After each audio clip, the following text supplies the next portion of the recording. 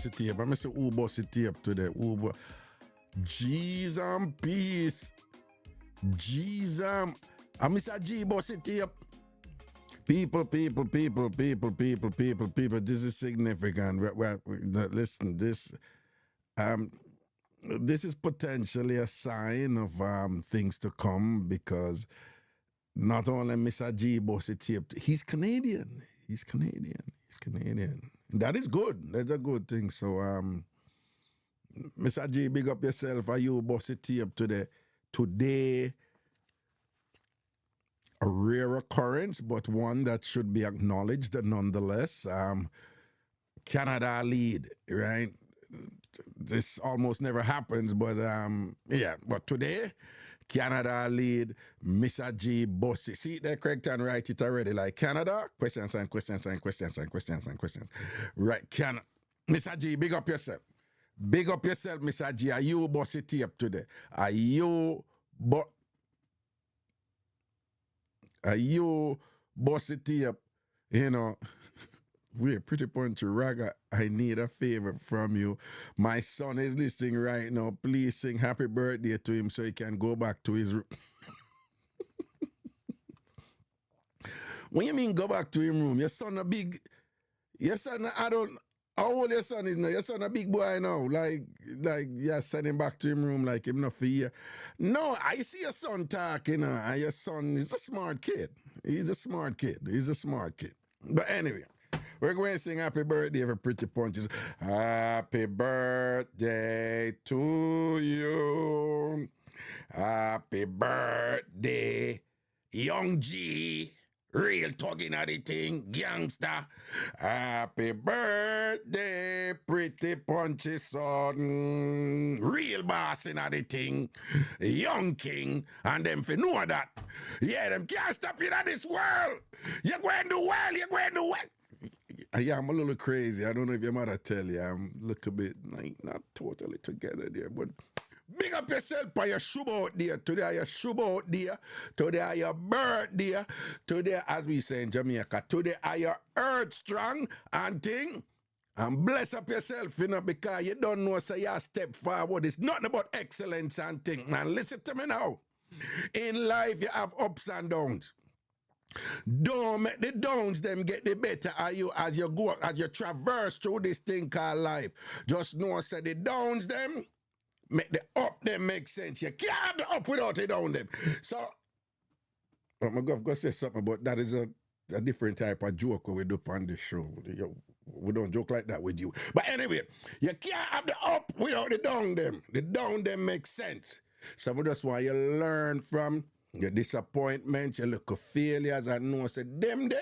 Then play a role as you move forward and excel. I make your mother proud. I make your grandmother proud. I make the whole of town farm proud and thing. You come from a good family. We don't know that already. See? And you're a bright youth. We don't know that already. So right now we are talking about excellence. But as you go for the excellence again, you're going to have some rough times. And during them rough times, we want you to hold it and keep your eyes on the prize and push through. See me. Big up yourself by your earth strong, my youth. And you're there today. And nobody can change that. You're bossing everything. Happy birthday to Pretty Punchy son. A ants nest picnic. You probably don't understand that. Your mother will explain it to you after. Happy birthday to... Here's the next thing you won't understand, but your mother will explain it to you. It's called a Luther Vandross ending.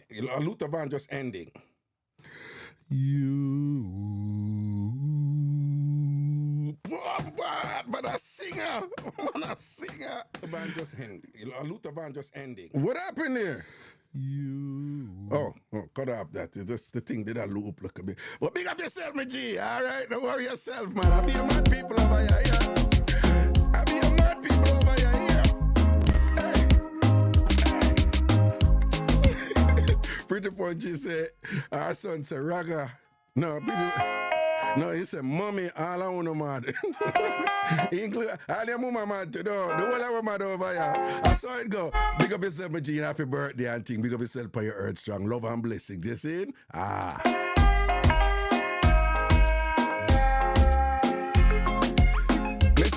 pretty punchy son born in our best month.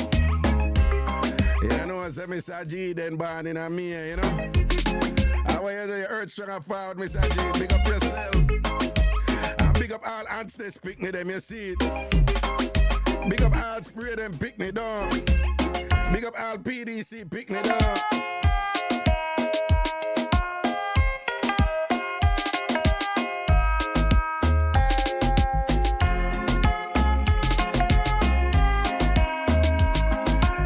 Everybody I show the young king love. I love that, you know. Big up for yourself, man. Good afternoon, folks.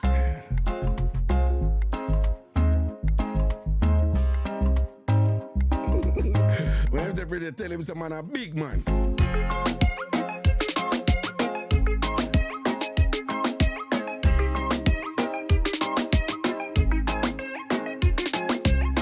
Much respect to Chuck Keisha up there in Canada right now. Blessings, stay safe.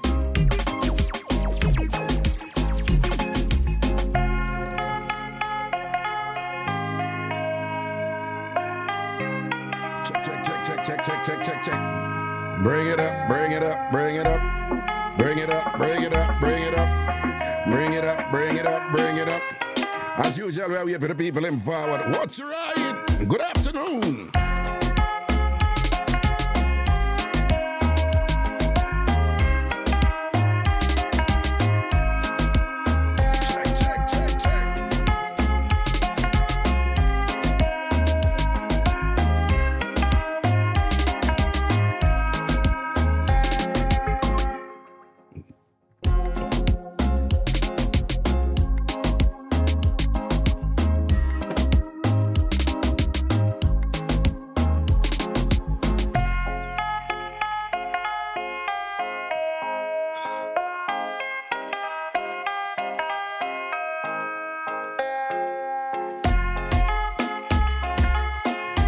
Once enough respect to all of the Tom Farm TV members, them are soon. Blessings. And if you're born in a me, big up on yourself. Me a birthday people and big up on yourself.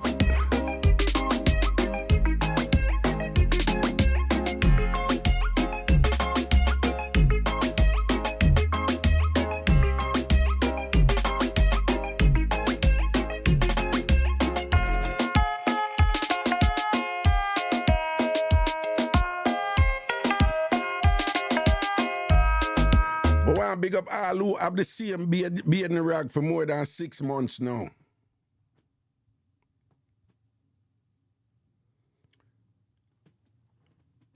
All I want to out there who have the same beard in the rag for more than 6 months now.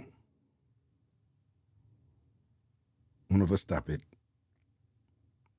I had somebody like me who certain things no bother. Because you know you have people who change and be in the regal every week and every 2 weeks. And me saying, that's too much. But 6 months. 6 months. I never stop it. If you look within yourself right now and I say, when last you change your beard in the rag? And if somehow not change when I be in the rag from the year start, don't it? From the year start, we in a May now, the 5th month in the year. I want to change on a beard in the rag yet, don't it? I want to do better. I know saw no mama grown. I know saw no grandmother grown. All I want out there who on a beard in the rag, I go more than 6 months now.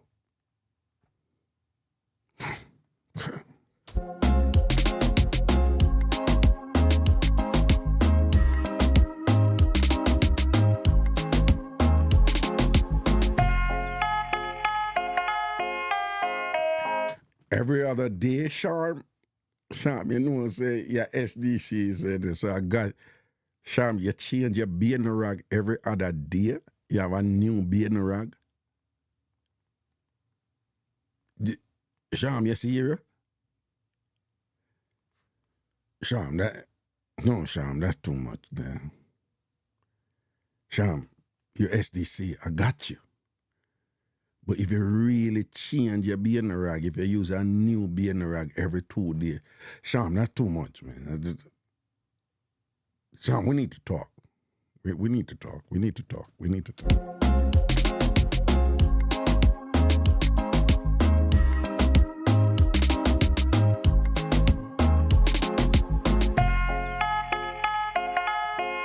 Tasha say every few days. Every few days.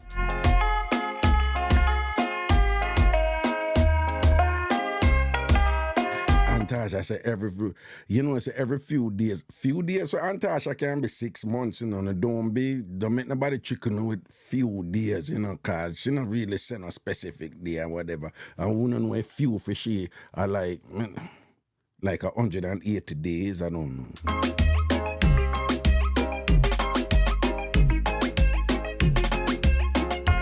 Mr. G says Sham means that she wash it every other day.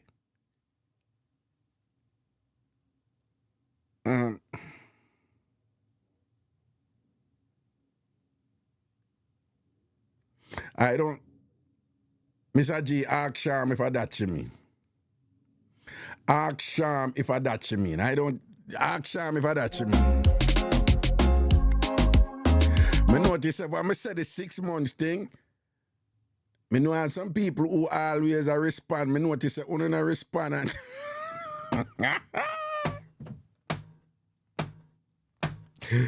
And yo, a piece of virtual silence come out and no phone door. A piece of online silence door. Someone always interactive and always participatory and thing. I know so what to make that talk about the 6 months being the wrong thing or whatever this I notice someone no just stop post when I take a look moment to myself down when I kind of rich look more I look rich a little bit and just do look a thinking to myself down. Like guilt a beat, When I don't even want to post up and thing. When I go through a bit of a temporary turmoil, don't it? And think because, I go make that thought, and what. When I reflect, I notice someone who see them man, someone who always a post, when I post everything. What you see when lie put some eat your blood.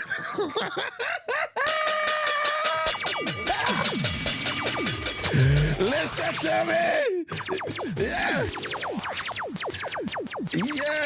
Me I watch, someone who always post everything I want. Me put that thing there, whatever. Me know that someone me not see one kind of draft in a kind of online corner, draft in a kind of virtual corner, and take a look a quiet moment to myself. Me know that's something there. We know why. Listen again, man. I walk one.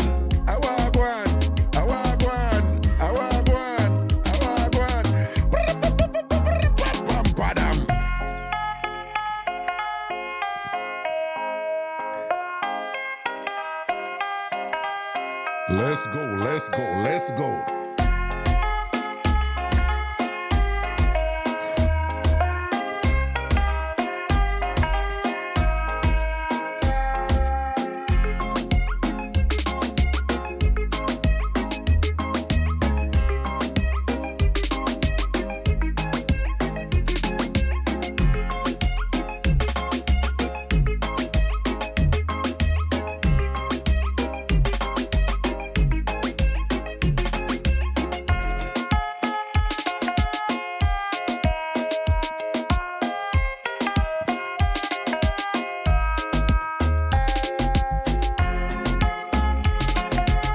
Big up the boss, Jimmy Q in the building, Big up Jimmy Q in the building, My little brother, you see.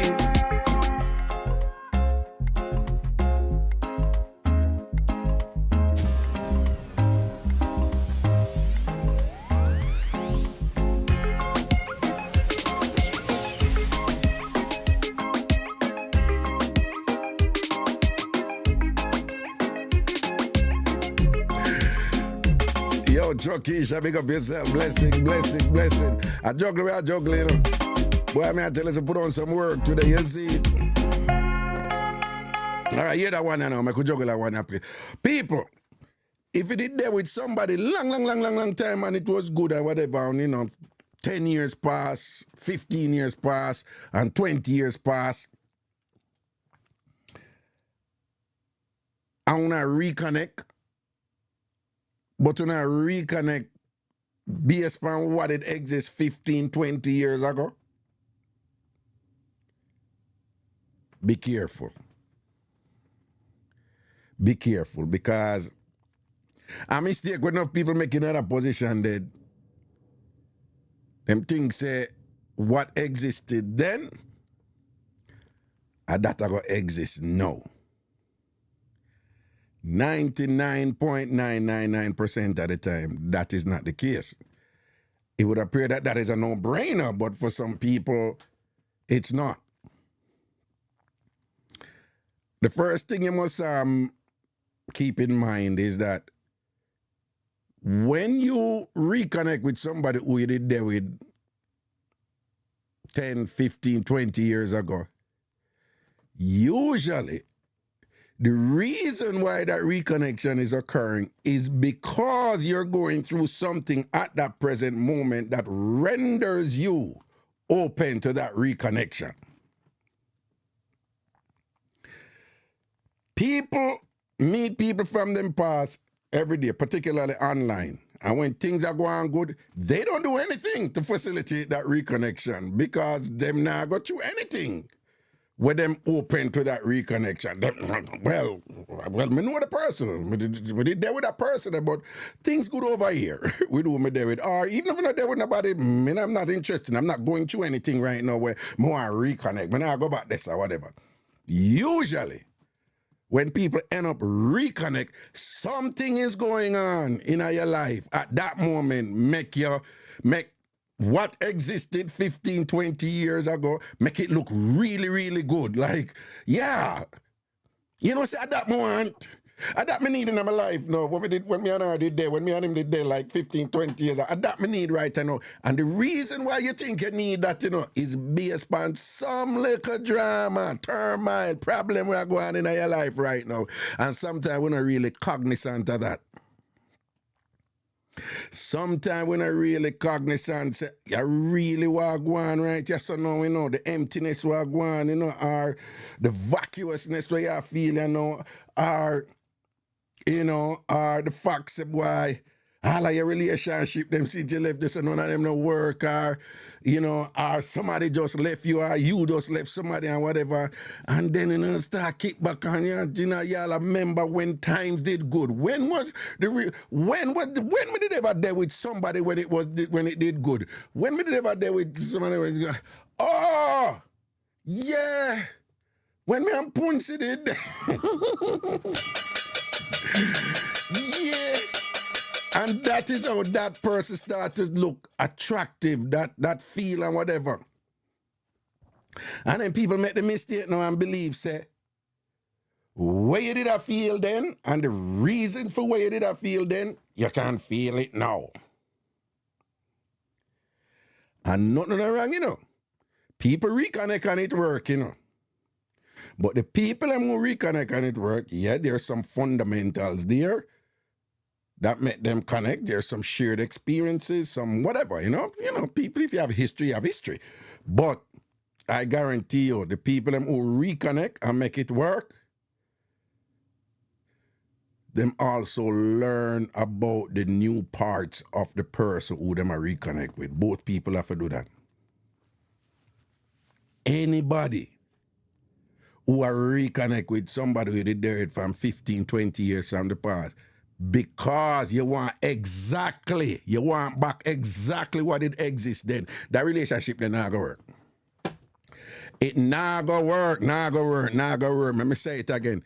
Anybody who you reconnect with somebody who you did there with long time, because you want back that exact thing where it go on this. Because you go through some crosses now where you say, this is the thing then, this me want back. If you believe, say, you are going to get back that exact thing from 15, 20, 12 years ago or whatever, it not going to work. Not going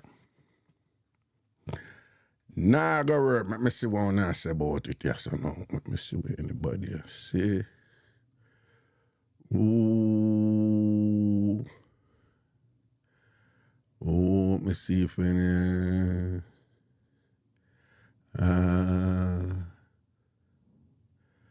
People say facts. Okay, some other conversation. K up there in Canada said, talk truth, Raga. That's why I rate you, because you know about when you talk.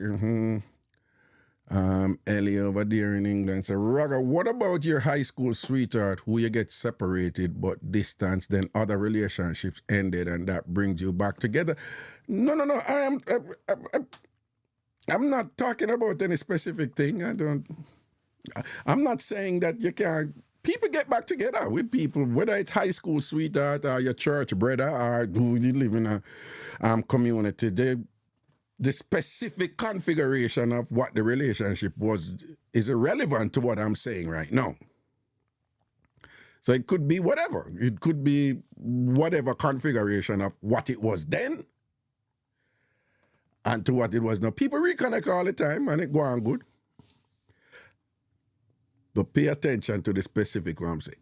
If the reason for the reconnection is to reestablish what existed, the same thing that existed 10, 12, 15, 20 years ago, it's not going to work, because 9 times out of 10, both people are not the same people.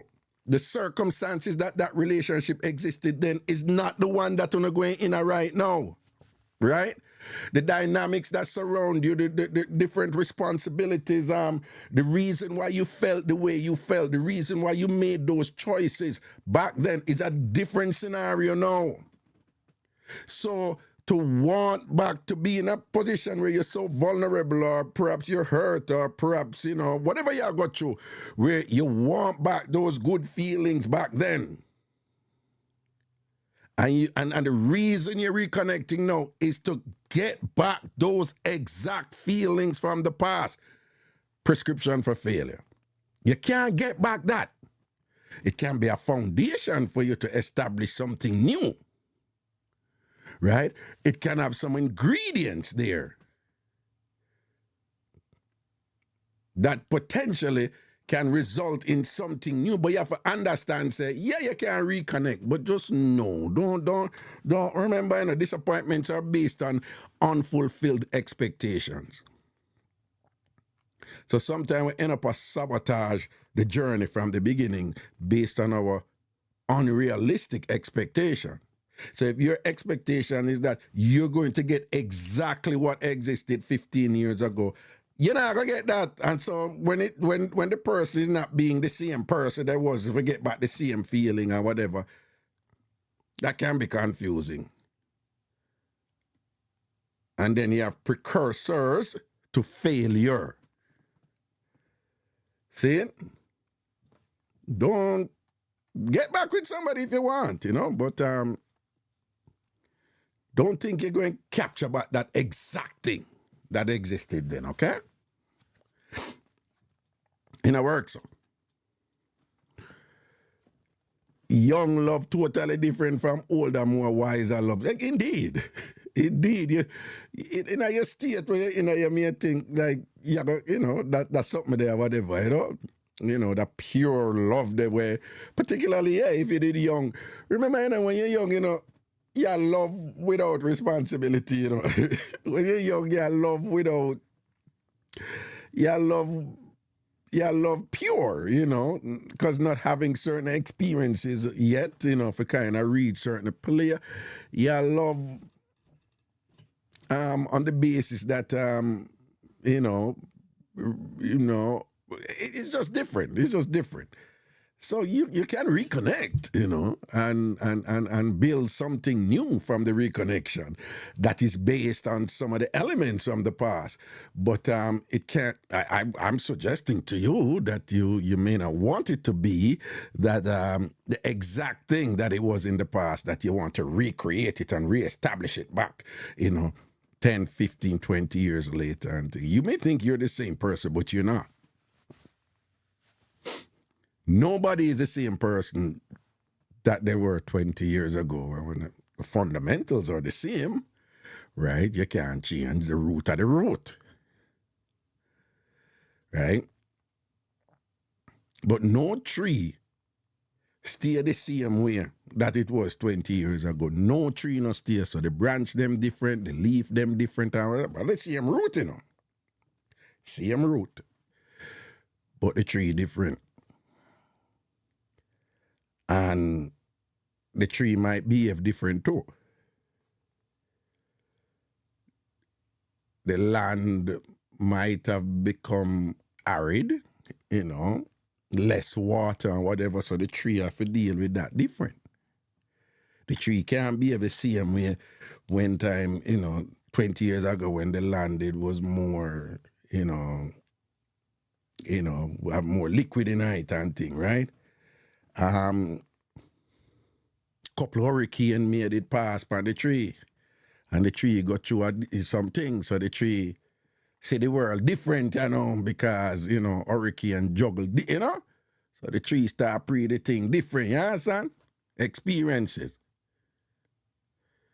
Right? Ellie I agree, Raga, the reconnection can be the foundation of building something new precisely, as opposed to, I could get back exactly what we had before. And a great many people make that mistake. Them try to recreate, well, they try to reestablish, I should say, what they had before. Hey, Jenny. Okay, so we have, we could just segue to something else before we go to the phone line, before we go to the phone line, before we go to the phone line, before we go to the phone line, before we go to the phone line.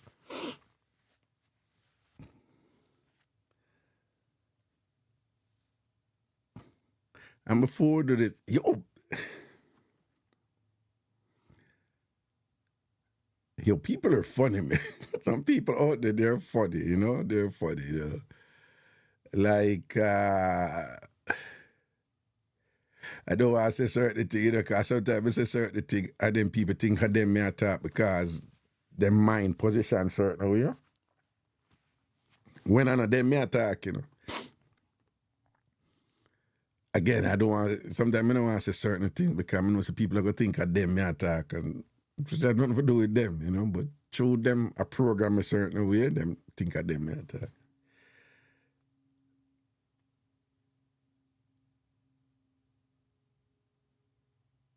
Well, you know, people are watching and study, you know, that's something that like people are watching and study or whatever, and then them seeing people that don't like you.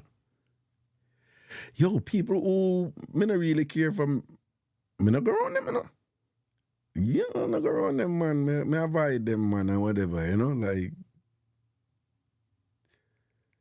you know, me not get preoccupied. I am so busy anyway, you know, but I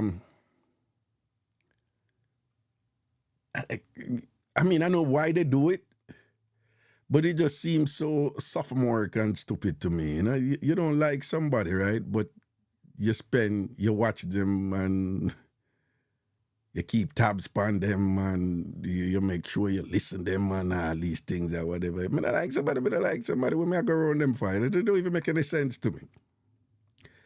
So if you don't like somebody, you did it and you watch them and then you watch, and then you go call people, and you done the person or whatever, this and that. But you done them from where you end up just keep on and watch them and pay attention to what them are doing or whatever. You understand what I'm saying? Doesn't make any sense to me. Like, people like that, they're stupid and they're weak, shallow, you know? And whatever purpose is like governing, you know, their life, you know, given that most people are intentional in what they're doing, you know, but whatever reason or purpose it is that is governing those people, and they probably don't even understand it. Most of them don't, you know, but they don't see the fallacy in their action. Like, if them not like somebody, why you spend so much time and pay attention to them for? If you don't, then clearly you probably, you know, like, so you not like them. You look like you like them.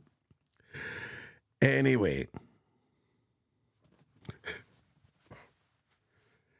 So some more while some people come and them and say, Ray. I'm not, you know, some of them want to hear that. I mean, appreciate I want some of those I make you know still and whatever. Well, yeah, you know. Like me always say, if somebody a plan for throw a big stone in my head, yeah, tell me, I want to know, yeah. Me not go say, no, I don't want to hear anything. No, I want to know. If somebody a plan for hurt me or whatever, yeah, give me a heads up.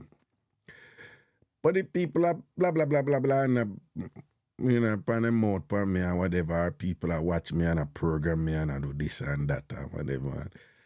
And you know, I don't need to know. I'm good over here, you know. You know, and some people are quietly I watch you and you know, boom, bang, bang, bing, and then flow with you certain way, like say, you know, like them now watch you, you know, and I program you and you know, and I bite and all them something there, you see me, and then talk all kind of things to other people about you or whatever, and then, you know, them play hypocrite with you, but them talk things to other people, whatever. Sometimes I don't get it, but hey, it's all good. Okay, I want you guys to listen to this, right? This is a thing from another radio show, right? I want to talk about it, but I'm going to play it for you already. Like, I think was this guy's radio show, but I want to listen to this thing I'm come out, right? So this is between Jenny, Mike, and Adam. Even though Adam in a mix up, but Adam name got call it that a mix up. So we're with Jenny, Mike, and Adam, right? So I want to listen to that prekaya, you know. And I just have something to say about it. On the other side. See it? Here we go. Jenny, Mike, and Adam. Hey, Jenny. Yes. Okay, let's call Mike. You guys met on a dating app, and you went out. You had a great date, had some drinks. Drinks turned into dinner. That turned into more drinks. That turned into going back to his place. And you were happy with all of it, except you have not heard from this guy, and he hasn't responded to you since the date, and you want to know why. Exactly right, yeah. Let's call him now. Good luck, Jenny. Thank you. Hello? Hi, is this Mike? Yeah, this is Mike. Hey, Mike, good morning. My name is Fred. I'm calling from the Fred Show. The whole crew is here, and I do have to tell you that we are on the radio right now, and I do need your permission to continue with the call. Can we chat for just a second on the show? Ooh, this doesn't sound good. Well... Yeah, I guess so. We'll see. We'll see how you feel about it, but thank you. We're calling on behalf of a woman who says she met you on one of the dating apps. I think it was Bumble. Her name is Jenny, and you guys went out. Do you remember Jenny? Oh, yeah. I remember Jenny. You remember Jenny. Okay. So what's going on with her? Because she called us and had a lot of nice things to say about you and the date, thought everything went well. She thought it was a success. And says that she's reached out to you. You haven't responded. She hasn't heard from you. She feels like she's being ghosted. So what's going on? It's all right. Well, Jenny was very cool. We had a really nice time on the date itself. I don't know how much she told you. I don't want to embarrass her. No, she said that you guys had drinks, and then drinks turned into dinner, and then you wound up back at your place, and she said that she stayed the night. That's what she said. Okay, all right. Well, I was going to say, I didn't want to say anything if she didn't, but, yeah, so obviously the date went well, and we got back to my place. We had a really nice night. But when we were naked, I noticed she had a tattoo on her abdomen. Okay. Say that. It was some words and what looked like an arrow, but like in the dark, it was kind of, at night I couldn't really make it out. It was, yeah, I couldn't really see it clearly. In the morning, it was real clear. It said, I'm scared. Yeah. Words in an arrow. Okay, so you couldn't see it at night. It said, yeah, but you could see it in the morning. In the morning, it was very clear. It said, Adam's cat with an arrow pointed down to her. Yeah. Yo.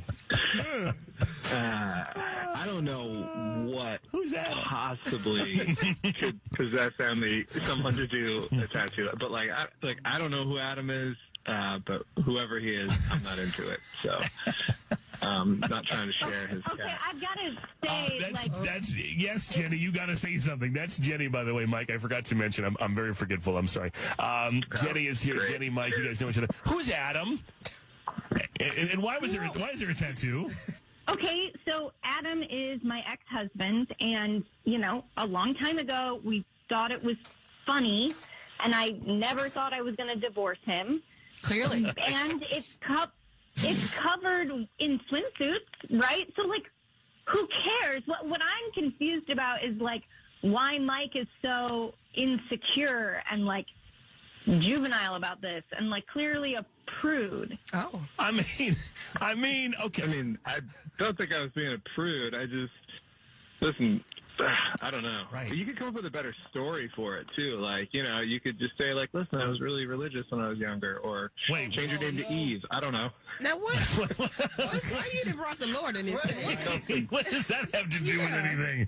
I don't know. I don't. There's a few layers here.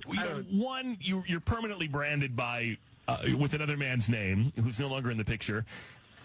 Two, is sort of the whole process and the thought behind it, and the fact that you think it's funny. Now, you might think that's funny.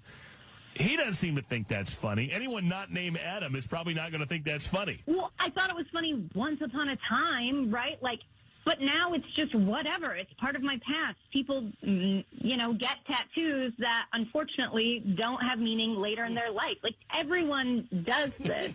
I just don't get why that's enough that you would ghost me. Does your ex-husband have a tattoo that says Jenny's back in an arrow? The bat. I want a hammer. That's probably why she left him. Not a bat. I mean, it's a fair question. Was there a reciprocal tattoo of any kind, or is it just Adam's cat? I think this is. Jenny. Hey, what's going on?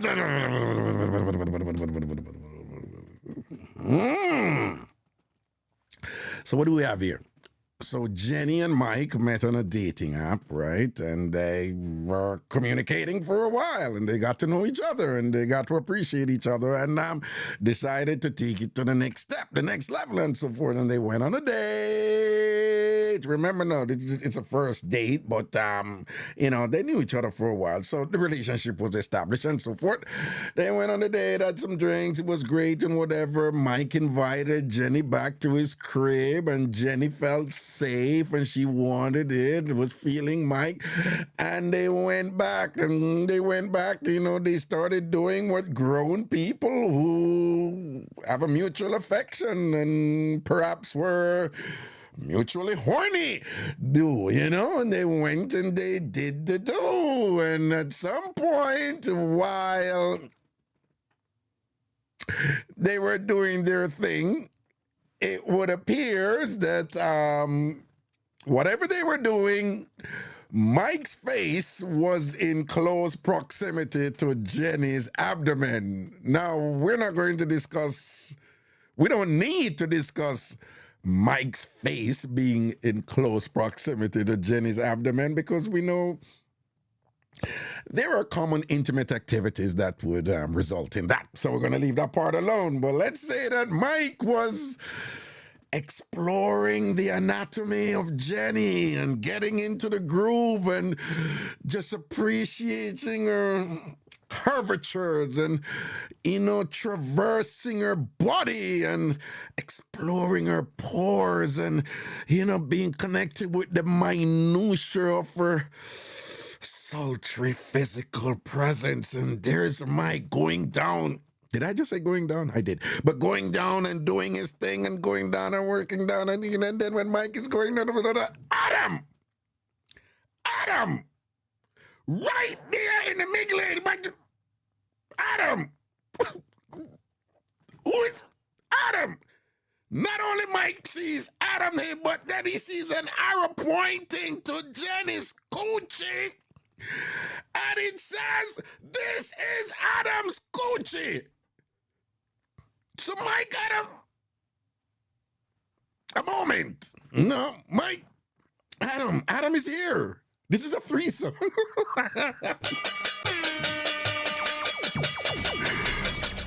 Hold on.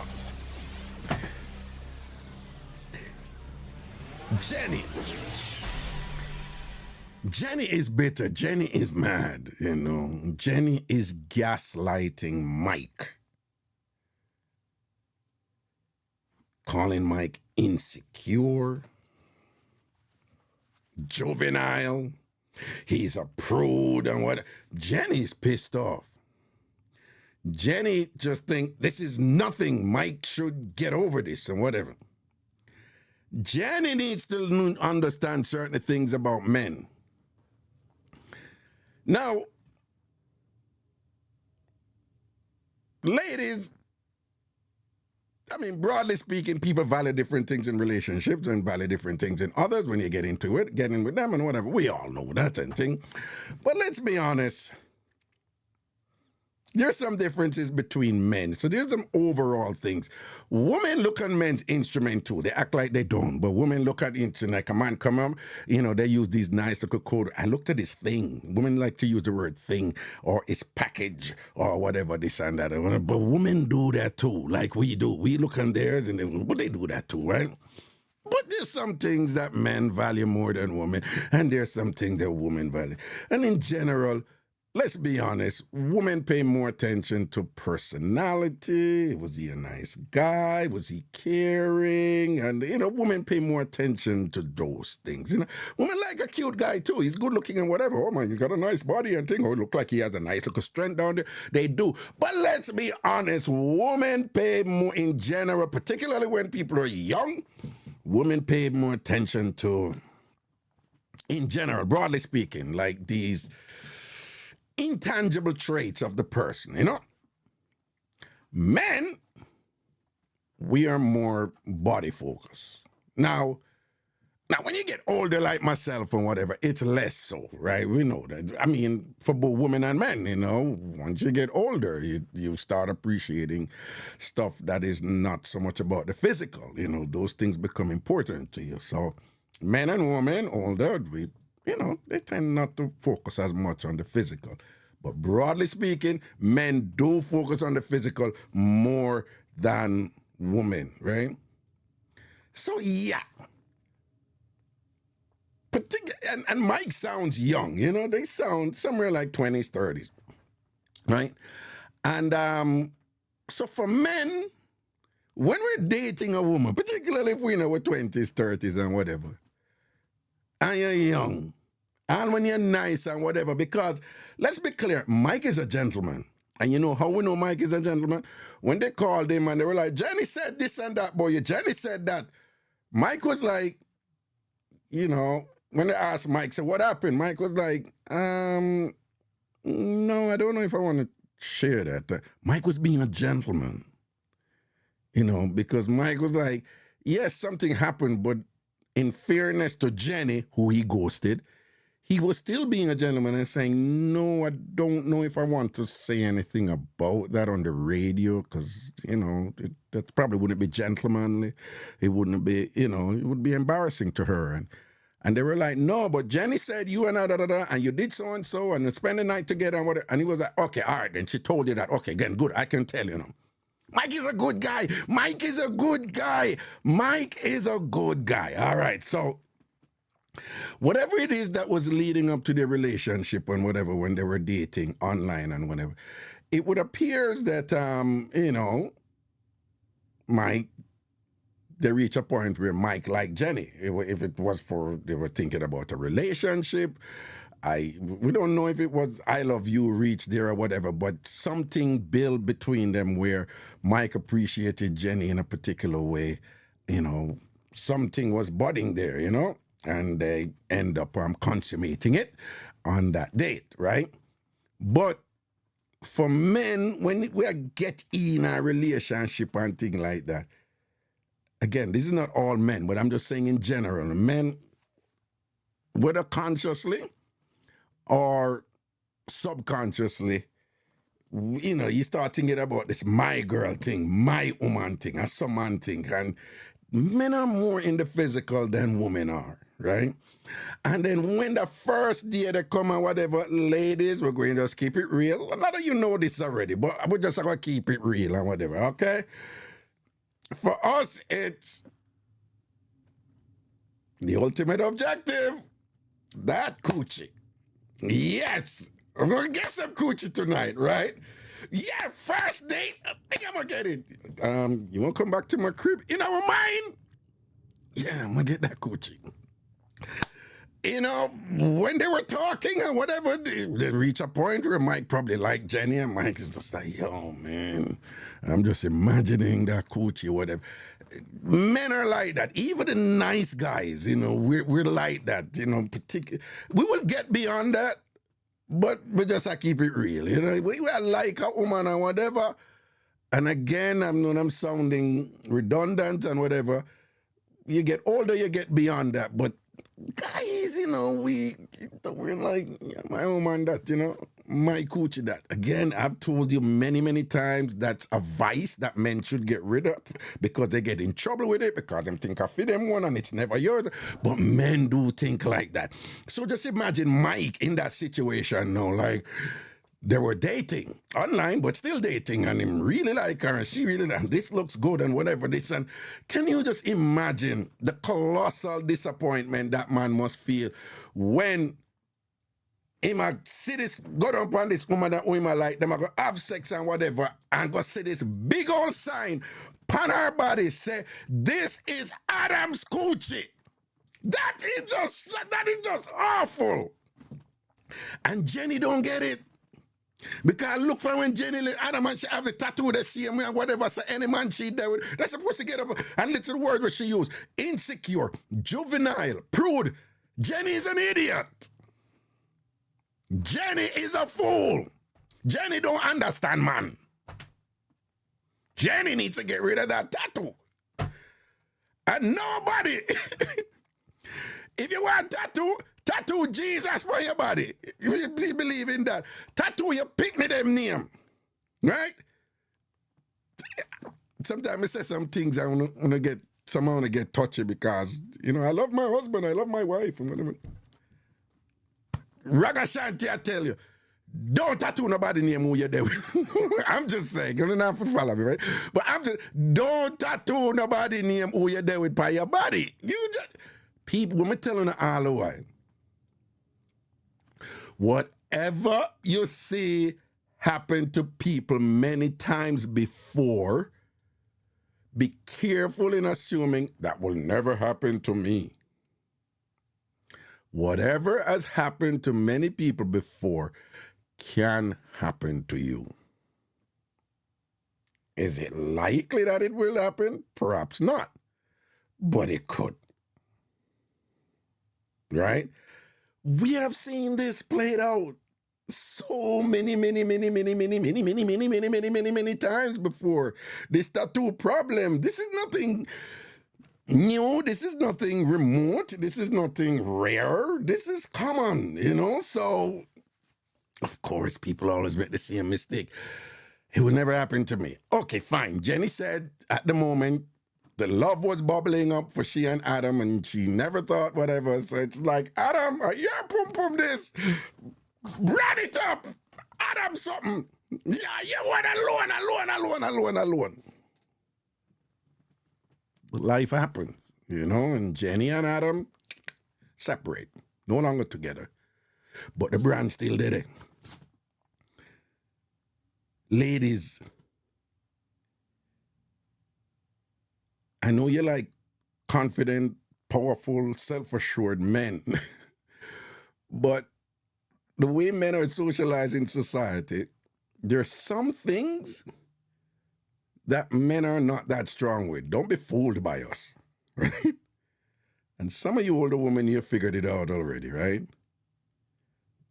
Yeah, y'all know. Men, even the nicest, strongest, whatever, they have very, very, very, very fragile, what? The E word, egos. Very fragile egos, right? There's some things men can't handle. And in particular, when you're a young man, there's some of them worse I can handle. So if a man feel like my woman, this feels good. It's a potential relationship evolving here, whatever. It is very, very demoralizing, not to mention the shock. Remember, she never tell him, you know. He wasn't forewarned. He saw it in the moment of intense intimacy. And again, we could keep it real. If he saw it, it's likely that his face was kind of relatively near it. And then when he is relatively near it, that thing or whatever, and he's about to interact with it, but then as he's about to interact with it, perhaps facially, you see this big sign emblazoned on her body. Yeah, you're about to interact with it, but it's not yours, and it will never be yours. It belongs to Adam, right? And I'm not so sure that the people in the and big up, Fred, the Fred show. I'm not so sure that they got what he was saying when he was like, yeah, and your response, you could have, you could have fixed it up. But then he said, you could have fixed it up and said that I was some joke about Adam and Eve, or, we were religious and whatever. So he was just giving an hypothetical example to say, you could have explained this differently, which suggests that, I don't know if something was said of it before, apparently it wasn't, but his response to her just now was like, he never said this, but what I got from it was like, so that's your explanation, that I am insecure, I'm juvenile, I'm a prude, and whatever. You could have dealt with it, because he's a fairly pleasant guy, you can tell, And he was saying, no, you could have explained it a little bit. What he's saying is like, you have a temperament there and a justification for this type of thing, where I'm just like, I'm seeing a side to you now that is, that doesn't really align with me, that is what I got from what he's saying, saying like, were you a more pleasant person, or whatever, you could have explained this a little bit, somewhat differently, and perhaps I'd be open to, at least have a conversation about this issue or something like that. I don't know, but, he wasn't saying, I said the way you come from me right, the way you come at me right, it don't even sound good. It's like you don't even understand what's going on over here saying. You talk about, man, me insecure, me a juvenile, me a prude, I'm supposed to get over. Get over what? I cared about you. I wanted you. We were building a relationship and whatever, and I look forward to sleeping with you. I look forward to getting access to your coochie because you're my woman and whatever. And how do you expect me to feel when I go there and I see that this thing belongs to somebody else per signage permanently placed on your body? Didn't you even think of to be sensitive enough to like at least give me some kind of forewarning about it and thing and prepare me? You make me just go see this whatever, and then after me see it, you gaslight me like something wrong with me and whatever, like me not supposed to feel that way when me think say my pum pum this me I go in or whatever and say no, it's not yours, it belongs to Adam and thing like that. Jenny is clueless, right? Craig Turn said Raga. Seeing that before the performance could have caused total engine failure. Yeah. Right? So Jenny's not really, Jenny not really understand how man mind work, Jenny's not sensitive to that thing where like, yo, you men, we can't deal with certain things, There's certain things we're really sensitive about, just like a women are sensitive about certain things, For a woman is like, you took your co-worker to where we have our personal walks. I thought that was us. Personal walk. So what's the big deal? It was just a walk. No, it's not a walk. That is our spot. You don't bring another woman to our spot, right? How dare you? You don't love me anymore, right? Women are like that, Then sometimes we need to be more understanding of those dynamics with women. And it's the same way women need to understand, us, and again, you have older men, we're not as preoccupied with that, as when we were young or whatever. But men in general, it's not good. I'm just saying, men think ownership, like this is mine, and to see that signage on her body where him thinks say this is, I'm gonna go into her temple now, she's allowing me inside her sacred canal, her love zone, just me. I am getting exclusive acts. Exclusive? It's not exclusive, right? You're getting a temporary entrance here, okay? And when you leave, it will still belong to Adam. It's not yours. It will never, ever be yours. Permanently, dictated. Anyway. It's not like Adam. Wait, so you could just say like you were Eve or something like that or whatever. It's crazy. And, again, as I watched this, I was like, oh, this got to be on the show today. This got to be on the show today because it just demonstrates, oftentimes men are clueless about what's going on in women's mind. And this is one of those instances where women are just clueless and insensitive about what's going on in a man's mind. Let me make sure I turn off my ringer here. Right? Oh, wait, let me just check something.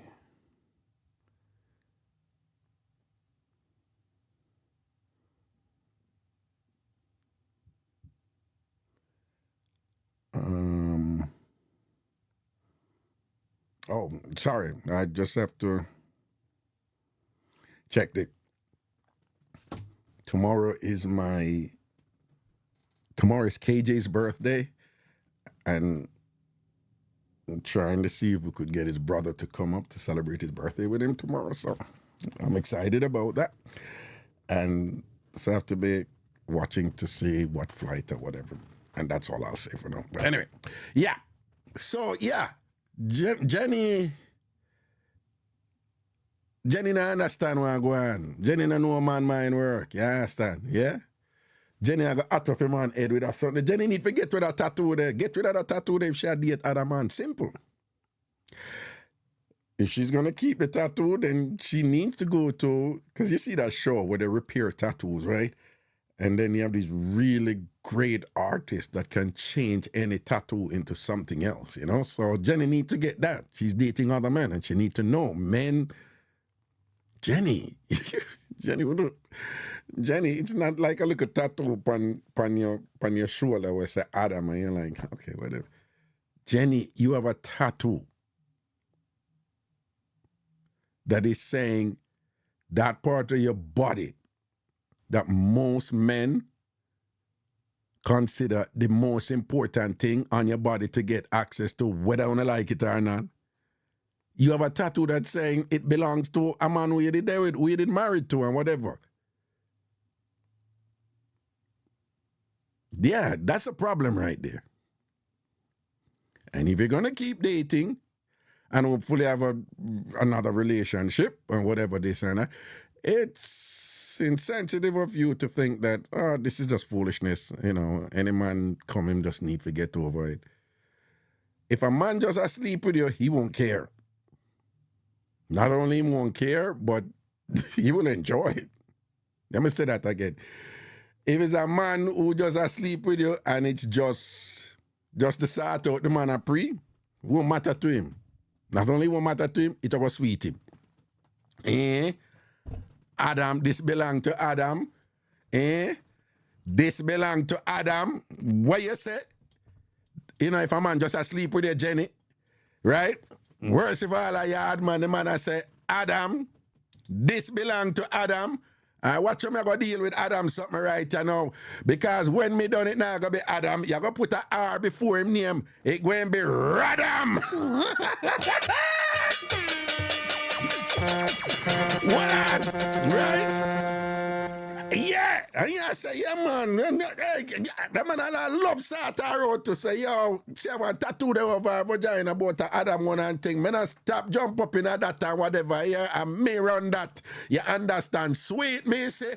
I mean, she talk about backers. Me I say, no, backers, man, I want you turn over upon your back and whatever, because I want Adam don't run this, yeah? But you see, if his relationship is a different thing.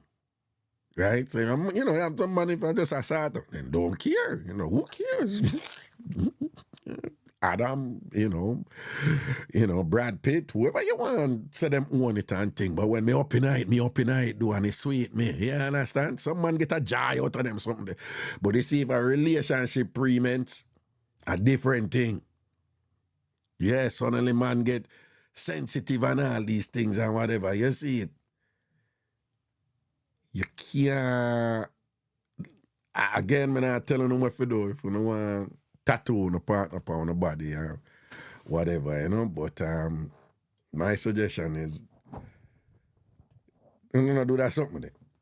Love who no and love and commit to no and commit for the rest of their life. It's all good, all right. But Mass Raga tell you avoid that something. No tattoo no man and no woman name on it, but do this and that forever and all them some worse. Don't tattoo nothing upon the name, you know, proclaiming, you know, so and so own your genitals forever, I think, or whatever, and then expect everybody else who you date supposed to just understand it and work with it and whatever. That's silly. Right? It's silly, and in some ways, you know, you not think about the other person's feeling, you know? You understand? Don't do them something with it. If you want tattoo, so tattoo your picnic name, right? Tattoo your mother name, your father name, whatever you want tattoo, yeah? Yeah, tattoo, not a good idea. Phone line open again. If you're calling from the United States or Canada, the number is 585-596-0606. 585-596-0606. 585. Natasha Barry, you know, Natasha said Jenny with the Adam Pum Pum. Yeah, if you're calling from the United States or Canada, it's 585-596-0606, 585-596-0606. Or if you call on the WhatsApp, the number is 929-400-1249, 929-400-1249. Elisa Raga, bring back, call them on your phone. Call them, Ellie. No, Ellie, I think what you meant was Raga make the call. You remember them days, Ellie? Raga make the call. See there, yeah, right. Raga make the call. Yeah, those are fun. What it was like, people will send me like an email beforehand, or you know, or whatever, and just ask me to make a call to somebody who either owe them money or who ghost them or whatever the problem was or whatever. But so then I just make the call, you know, and sitting and thing. And but you have to be careful when you do something with Jamaicans. Jamaicans, we're not too right in it. We're not too right in that thing or whatever. So I think, some of them, like if people owe money or secret admirers or whatever, those were fun. But there were others that I was like, based on the response you get from people when you make the call, like out of the blue, you call these people and be like, yo, we have so and so and this and that, and she says so and so and thing, and Jamaicans would be like, yo, hey, Raga, we are you know, I'm in the tour. Jamaicans crazy. And them time them have to dip on road all about and thing and whatever, you know? So you did have that look of safety issue there. And sitting. Okay. What say you about this matter? Give me a call right now. 585-596-0606. 585-596-0606. 585-596-0606. See? What's up? Okay, what do we have here?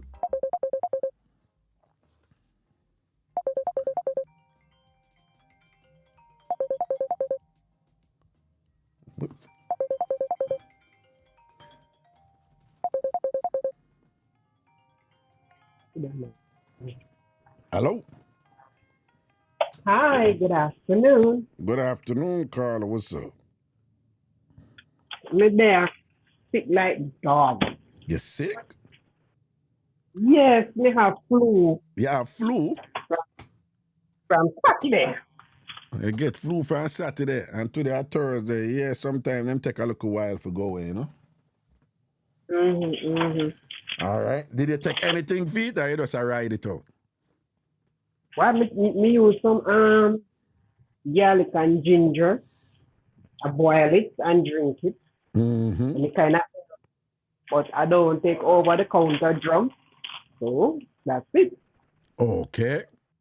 But garlic and ginger, you boil it and you drink it. Yes, sir. That's a very Jamaican remedy right there, no doubt.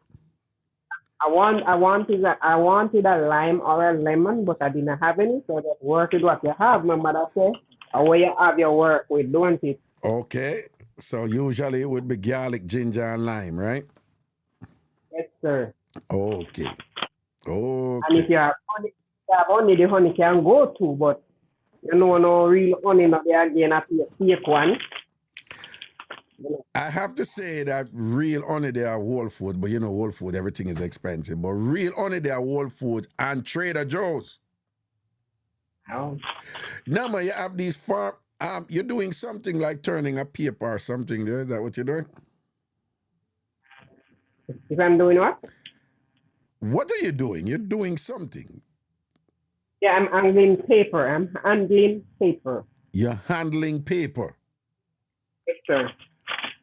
Okay. All right. You're handling paper. Now, man, you have places where have real honey, man. Trader Joe's, Whole Food, and it's really good honey, you know?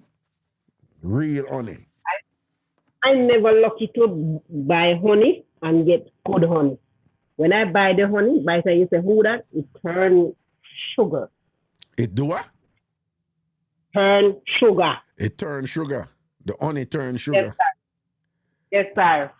Okay. Hard real honey. Okay.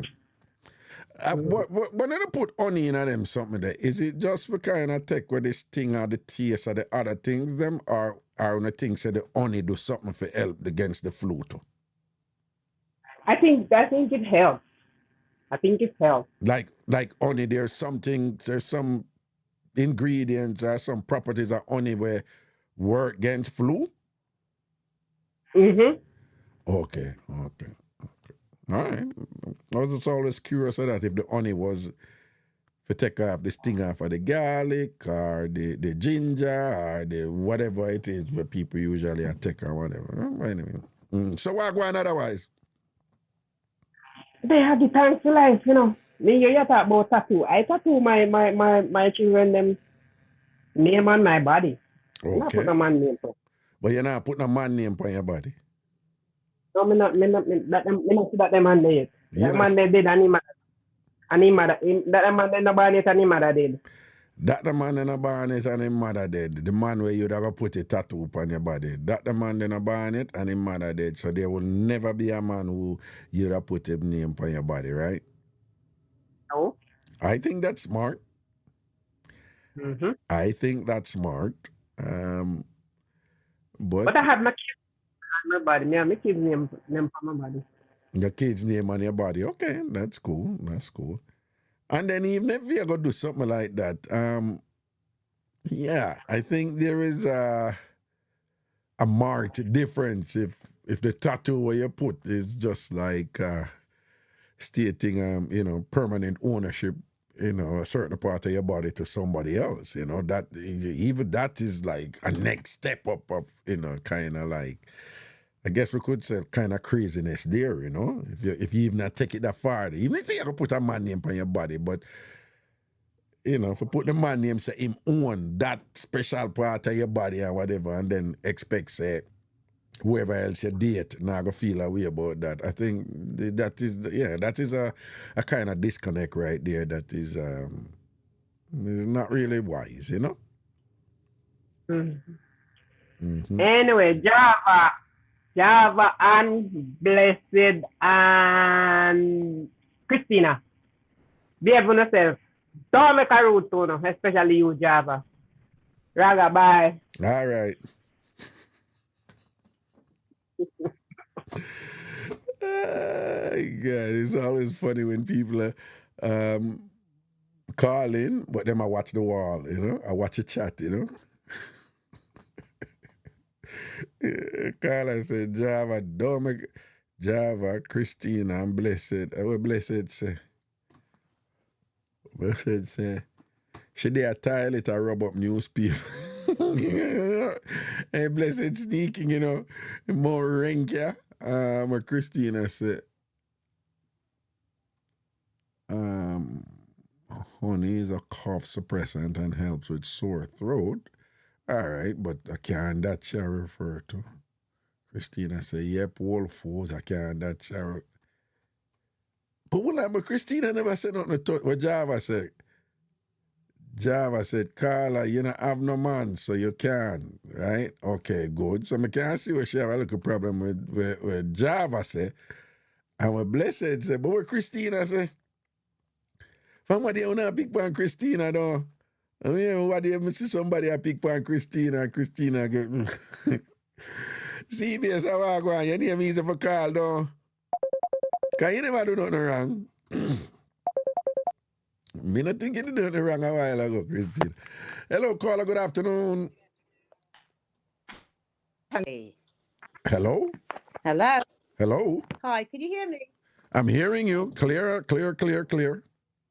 Okay, wonderful. Yeah, this is Maxine, the visually impaired lady from London. Maxine, people, and again, people people remember we have two Maxines, right? We have Maxine in Hanover, who is visually impaired, and we have Maxine in London, England, who is also visually impaired. So remember, I want to make the distinction and not confuse it. Wagwan, Maxine, wagwan. Hey, I'm good, you know. I'm good.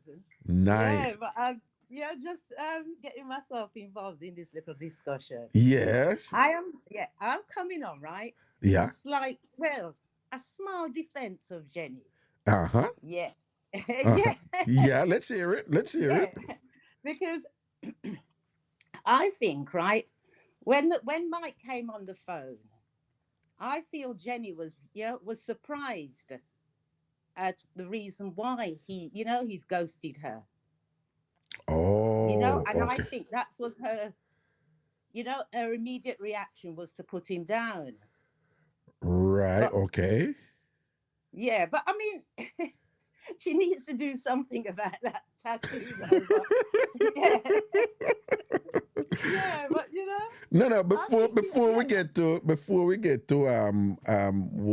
her needing to do something about it. So your defense of her is that the reason she was putting him down was because she was surprised at the reason why he ghosted her. That's what you're saying, right? Yeah, because that's probably the first time she's heard that reason. Well, probably, yeah, probably. Okay, but even if it's a first time and thing, she was kind of pretty. She was a little heavy with, she was, insecure, juvenile, prude. Those are, But I mean that wasn't necessary. But right. But she was. I think it was just her shock at what he said, and then she just reacted back. Yeah. That's what I feel. But then when she came off the phone and everything, I think she'll think about it and realize, yeah, it wasn't good. Her reaction was no. That is what you're hoping, because if we are to go by what she projected on the phone, it suggests that she's she's in a space like, what's the big deal? That is nothing. So she may come off the phone and then still be mad at him, or even, she might be in this zone of like, after all that we shared and, we were talking on the phone and we had a relationship going, we had a connection here, and you're going to make that be a deal breaker or whatever. She might be stuck in that rut, Yeah, it sounds as though she is. Yeah, it sounds as though she is. But, Yeah, but I'm still sort of defending her a little bit on that. Yeah, maybe we get the What? benefit of the doubt. Why you defend her a little bit there? No, it sounds to me like you're saying, "Oh, come on, let's be careful here." You know, like Jenny have some feelings to one thing, and we have to understand why she felt the way. Yeah. What? Poor Jenny. No, but remember, you know, I just think that Jenny is totally disconnected about the potential impact of what is on her body. Like, she's clueless. And yeah, she is. She doesn't see. She doesn't get it. She doesn't get it at all. So, But, so what you think Jennifer do now? What you think, Jenny? What kind of changes Jenny might need to Jenny make? needs to go and fix up. Go and get rid of that tattoo and fix up and Right. Yeah, I mean, look into herself and realize maybe that's the reason why. Oh gosh, we're not doing that to Jenny. Maybe that's the reason why nobody sticks around. Oh gosh. Maybe that's the reason why nobody sticks around with her. Sticks around. Beat her, Maxine. Beat her. Oh gosh. Okay, I'm going to say something now, but just know I'm not trivializing anything serious. Okay. Mm-hmm. All right, and you know, it would be a non-issue if Jenny was dating a man who is visually impaired, then because he's not seeing it, you know. So That's an option. Right. So perhaps if Jenny wants to keep that, she needs to explore then, you know, dating somebody who will not be seeing it. If he not see it, it's not a problem, you know. He's only going to appreciate what he's feeling, and well, I mean, the visually impaired man might, you know what I mean? He will use his hands and feel things that, you know? No, but him not gonna feel what. That may feel out of, something might slightly be out of place here, you know, or something don't feel quite right. Please tell me what it is. Oh, if him feel like a tattoo is there or whatever, like what is I feel something is there. You know? Right. I say, so what is this tattoo saying? Yeah, or what is this? He may not even know it's a tattoo. I say, what is this? Yeah. So here's my question to you. If somebody then in that position is saying, well, we have a good thing going here. He's not going to ever see it. Is it okay for the person to not be forthright, you know, not be candid with the visually impaired person there? Sorry, Raga, let me say something. I don't know whether or not you're too close to your phone or it's too loud on your end. Right. It's really coming across muffled here. Oh, muffled. Yeah, your voice is coming across very muffled. On your phone, right? Yeah. I mean, you say you could hear me quite clearly. Oh, I'm hearing you totally clearly and thing. When you say muffled, okay. It sounds as though, like, you know, someone's too close to their phone or something, you know? I don't know. But maybe it's my phone. I don't know. Okay. My levels seem, and I'm not too close. Oh, well, let me see something. Oh, my son, now it sound better there, sir? Yeah, I can hear you now, yeah. Oh, you can hear me now? Okay, I think, okay. Yeah. All right, then. Good. All right, then. So it's much better now? For me, yeah. Okay, all right, then, good. And they seem to be hearing me. Yeah, so what I'm saying is, so in a situation like that, if, you know, somebody's dating somebody who is visually impaired and, you know, and the person said, wait, there's something on your body here.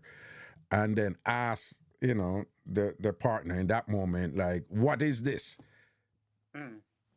Would it be okay for that person to not be truthful, you know, with the reasoning that, well, they'll never see this and we have a good thing, so I don't need to tell them the truth because the truth is going to be a problem and they're not going to see it anyway, so just tell them something else. Is that okay?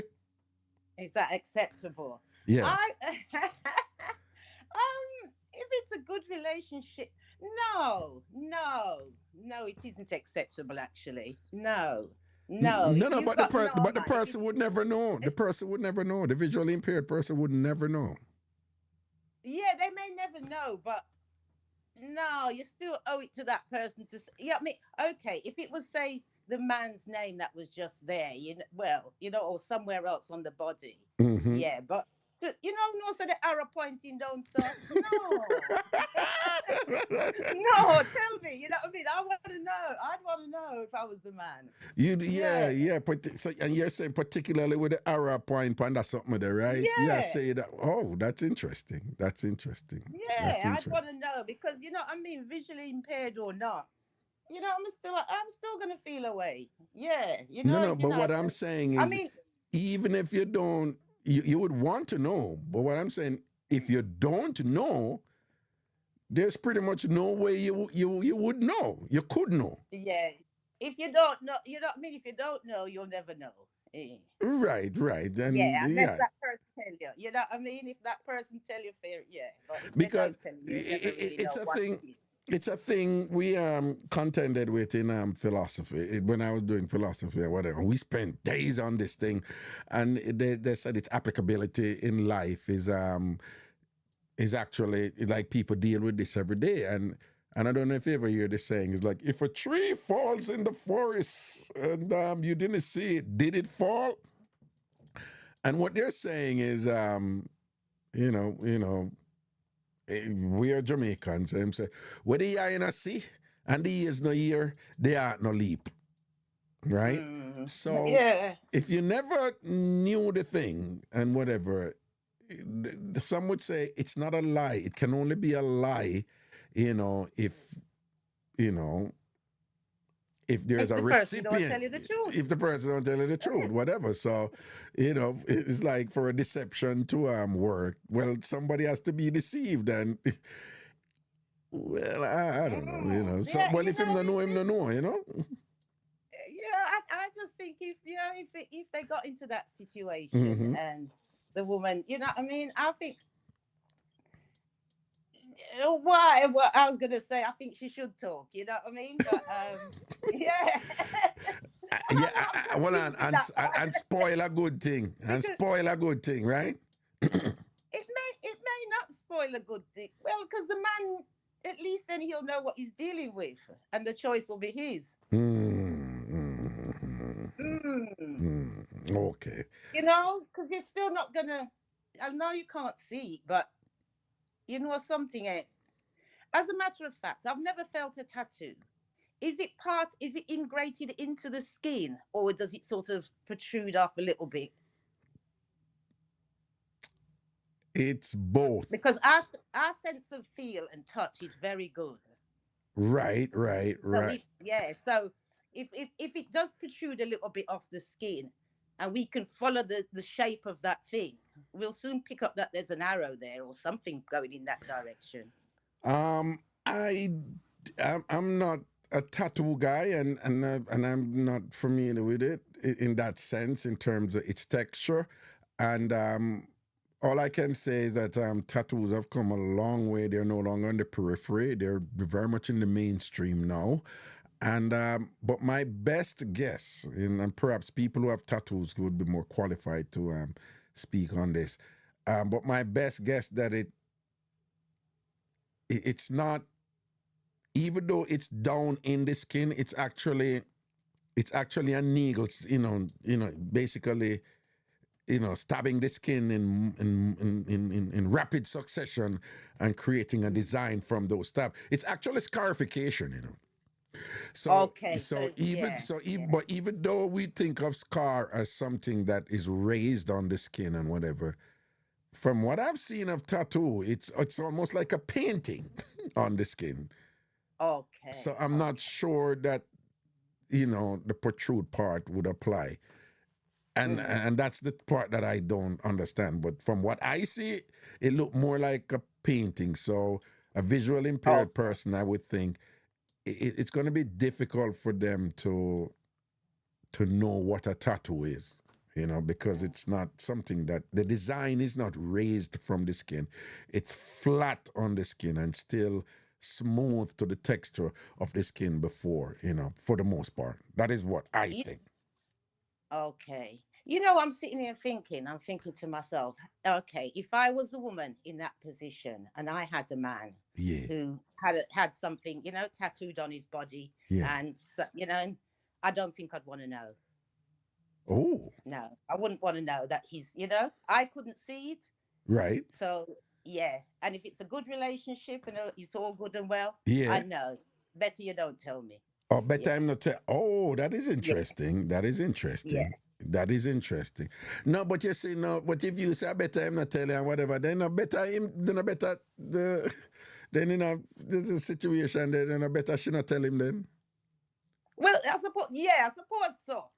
Yeah. Yeah. In that, if it was, yeah. Now I'm thinking about it from my point of view. If I was in that situation, yeah, I wouldn't want to know that. You have Susan right on your belly and Uh-huh.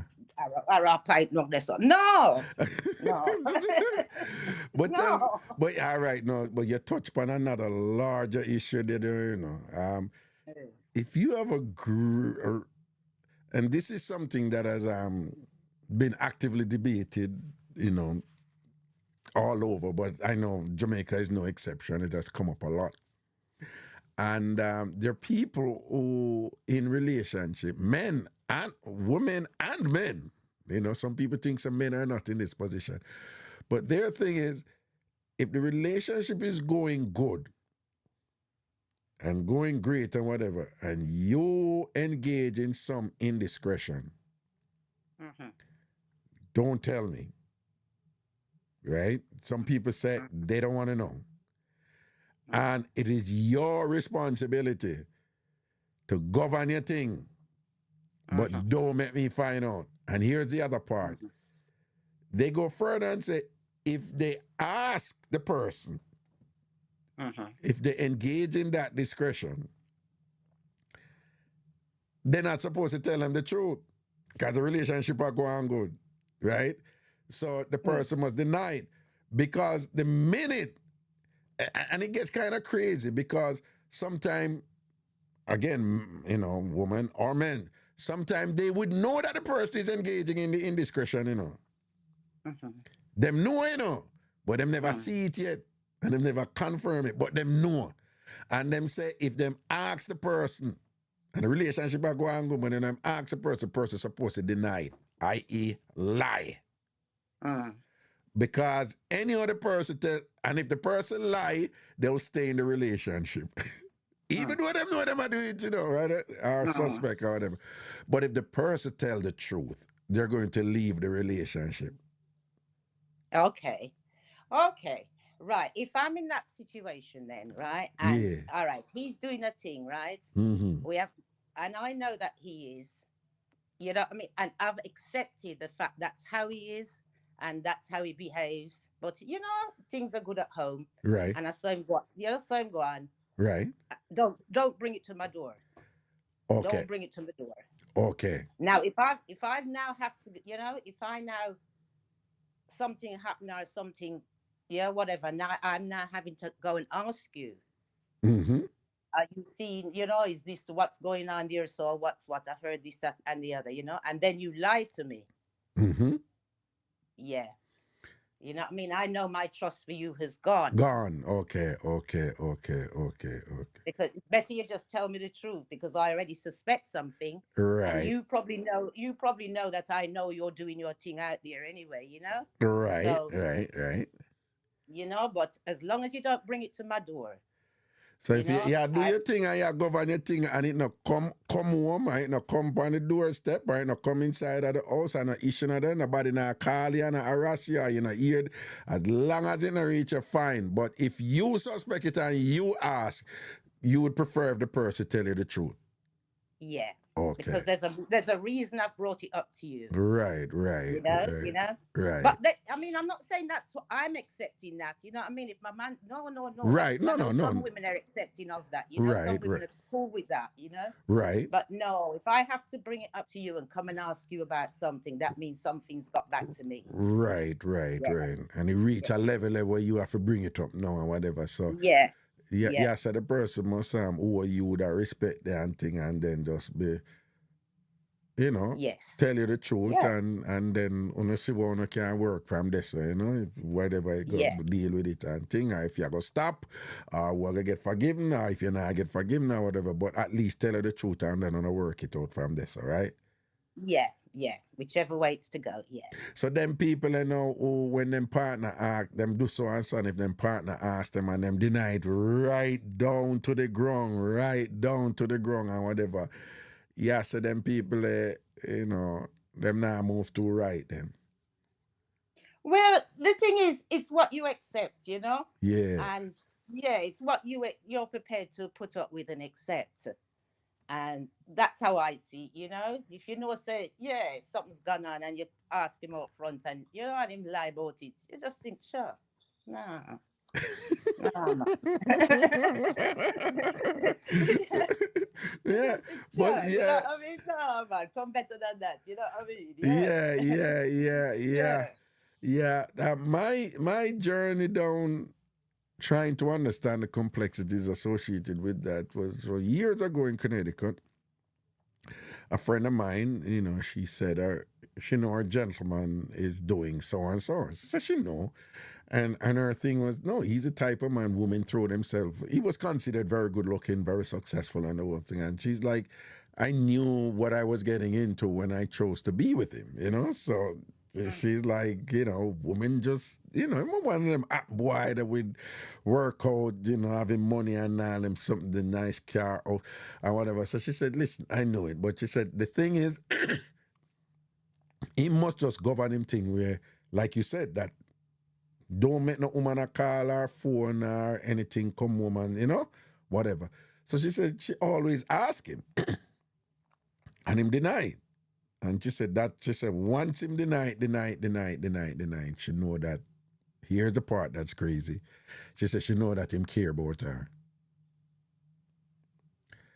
And okay. No, but this is it. And then one time now, but after whatever, we I didn't see them for a while. And then I saw and I was like, yo, so the boss, I want to. She's like, oh, we're not together again. And I'm like, what happened? And she said, I kid you not. She started by saying, that idiot. I asked him if he was cheating on me and he admitted it. So I just had to finish it there. And at the time, I was just so confused. I was like, what do you mean? But you tell me that you know that he was doing it.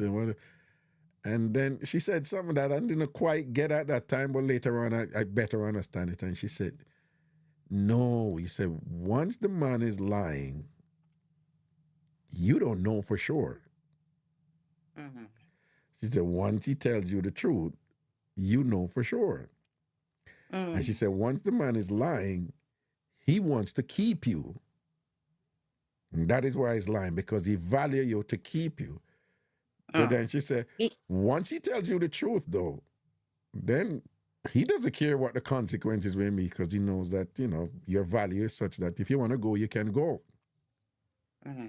What do you think about that reasoning? Oh, that's one. Oh, yeah, that's some thinking behind that one. I understand where she thinks, yeah, he cares about her because he doesn't want to hurt her feelings. So he'd rather deny it to the end. No, I want to keep her in the relationship because in value or whatever. Yeah. I mean, one would say, but if you want to do that, don't cheat, you know. But you know, give it that he's doing it anyway, and but still want to keep her in the relationship, like, you know. Well, he wants to keep that relationship, you know what I mean, because he knows what he's got. But if she's asked, to me, I'm still going back to the point. If she's asking him about, you know, if he's been doing this been going on with this for some time, and she's asking him about this time, she's asking. There's a reason why she's asking, you know, and maybe she's, I don't know. I'm confused. I'm a little confused. Look at me confused. Another example, Jack Nicholson and Angelica Houston. And you're in my age group, so you know, them young people. I was talking to somebody about Jack Nicholson. They were like, who is that? And I was like, I'm getting old. Yeah, no, once you talk to people and they, you know, you're using these names that nobody knows. I'm talking to a Jamaican, and I was like, Ken Booth, and they were like, who's Ken Booth? And I was like, oh God, I'm getting old. But anyway, so I was telling about Jack Nicholson and Angelica Houston is the same thing, you know. They were together, and she got mad and whatever, and so they were interviewing him and asking him about it, and he was like, yeah, I was a womanizer, I had other women, and he's like, I was with Angelica Houston, so I lied to the woman who I was with. And so all the other women, I told each one of them about Angelica Houston and the other woman. But he said, Angelica Houston, the one he's with, was the only one I lied to. All the other women knew the truth because he said Angelica Houston was the one I love. And like, I mean, they never love the other one, them, so they get the truth. But the one I love, that's the one I lied to. Like, you know, there is something there that, you know, it's it's a bit, a bit tricky, you know. Whatever. But you know, I understand.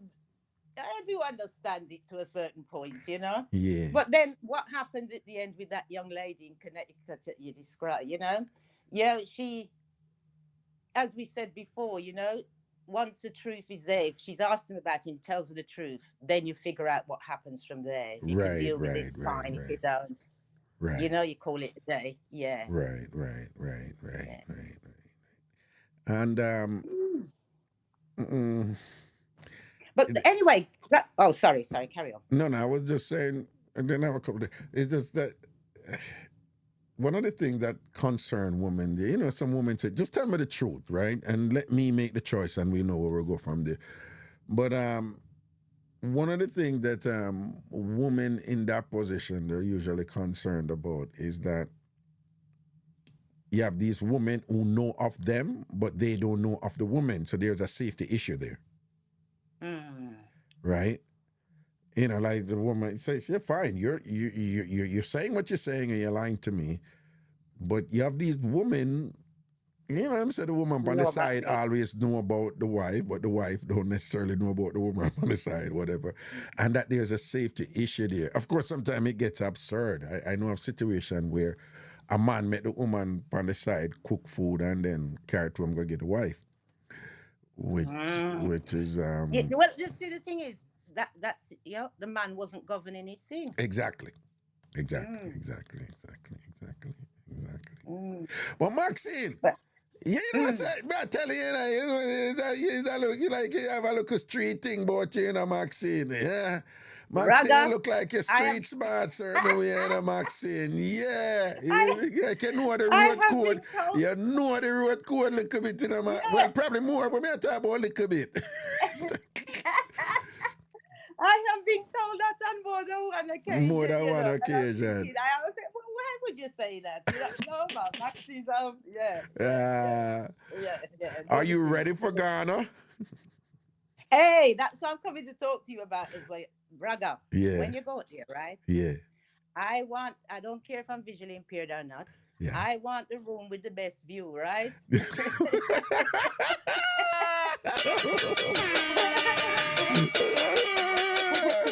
But seriously speaking, is it that you've been in a situation where it's like, well, she don't need the view, so let's give her a room, and then that room turned out not to be too good? Have you ever been in a position like that? Yes. Interesting. I have, you know. Interesting. I have. Interesting. Yeah, I always try to, because I put me on the balcony, I'm cool with my cocktail and and just, Maxine, you know, easy, you know. Smile on my face, saying, hold on. You know what? You know, some just I realized, I know some drop a catch ready because you had said that I can't say this on air. You had said that if it's okay with Auntie Maxie in Hanover, I should, you know, give her your number, and I didn't do that, and I'm sure she would be cool with that. and stuff, and I didn't. My bad. My apologies there. My apologies there. That's okay. That's Yeah. okay. That'd be. Yeah. I'd love to connect with her if she's listening. Right. But Right. to see what's what and how visually impaired are dealt with in Jamaica. Wow. Yeah. Nice. It should be. Yes. You guys could Even although I've been there, I go to Jamaica every year anyway. And I deliberately use my white cane. There's certain times I don't need to. But I deliberately use it just to see how the reaction is. Oh, you mean in Jamaica? Yes. And what do you say with your white cane? What do you mean? Because they see the white cane. Yes. Okay. Some people don't know what it is. Some people will ask me what it is, and I even had a couple of people ask me if it's a snow stick. If it's I never heard that before. A snow stick. Yeah, what the hell is a snow stick? Yeah, are you a snow stick, lad? What do you mean by that? What do you mean by that? Well, they don't know what the white cane indicates or means. No, but shouldn't it be obvious that you're visually impaired? I don't get it. I don't. Well, no. Well, the thing is, to look at me. Because I get that quite a lot, Mm-hmm. You'd never think there was an issue. You would never think there was an issue. Oh. Because if you're talking to me or if something's going on, I'm looking in your direction. I may not see you clearly, mm-hmm. but I'm looking in your direction. So you're thinking, mm-hmm. can she see me or not? She really can't see her? I get that quite a lot. Right. Especially in Jamaica, and then them like to test you. You really can't see me. Things like that. Would Jamaicans do that? Yeah. Oh yes. You really can't see me. So, but do Jamaicans? And you could be as frank as you want. Sometimes people have some interesting assumptions and conclusions about Jamaicans and things. So overall, how do Jamaicans, in your opinion, what kind of assessment would you give Jamaicans, in terms of how they interact with the visually impaired? Not very good. Out of 10, I'd probably give them a 4. Wow. Why? Yeah. Why? Yeah. Why? And I'm gonna big up this lady. Auntie Donna, mm-hmm. because she has brought disability and visual impairment to the Jamaican community through her program, Mm-hmm, mm-hmm. And I think that's made them a lot more aware. You mean Auntie Donna, Planka Nation? Yeah. All right. I listened to her, and I've watched her over the last couple of years, and she's really highlighted disability in Jamaica, mm-hmm. And I applaud her for that, Okay. I applaud her for that. But their reactions to people with disabilities, where I'm concerned, is some of them will be helpful, Mm-hmm. Some of them will just stand up and look, and and some of them, I'm quite a confident person anyway, mm-hmm. and if I'm in a situation, I'm in Jamaica, I say I'm in a situation, and I'm stuck, and I see somebody standing looking, I won't have a problem, I'll say, look, what, you can't help me, mm-hmm. or something like, what, see me in a situation,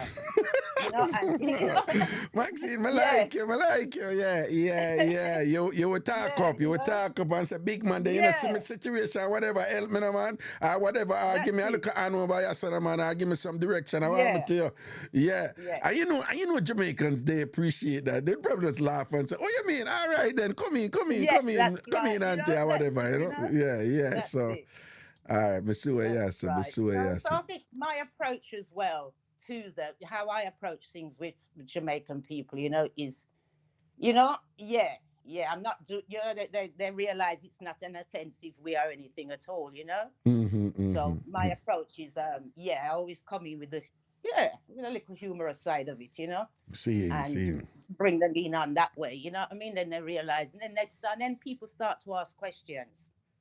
See there. And it's funny that you bring up Auntie Donna, but I guess I can say this. Well, Auntie Donna, well, perhaps people would have heard it here first, but Auntie Donna is coming to the United States of America for the first time ever. And she's coming, as I think she should, in grand fashion. So she'll be having a big, show here. Okay. And it would be on July 13th.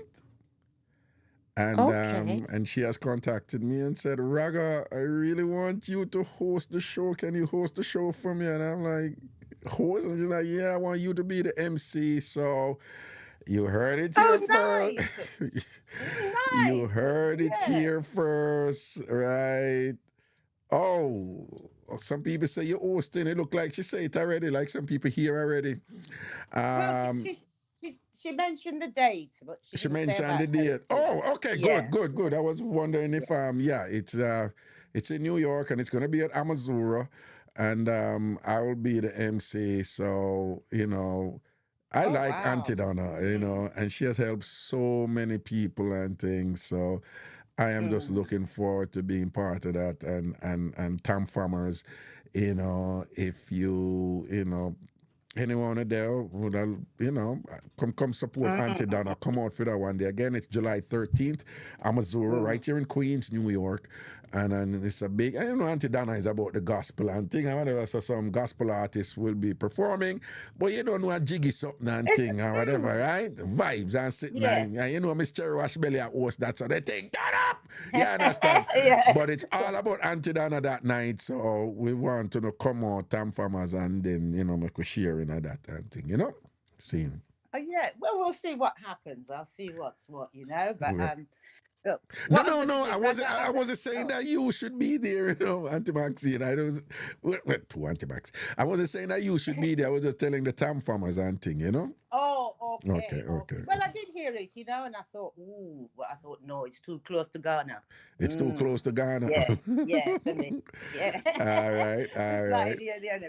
But anyway, I am going to cut. It's been great talking to you. And the same here. Big up to the Tam Farmers. Yeah. Big up to the Spray Them crew. Spray Them crew. Brap,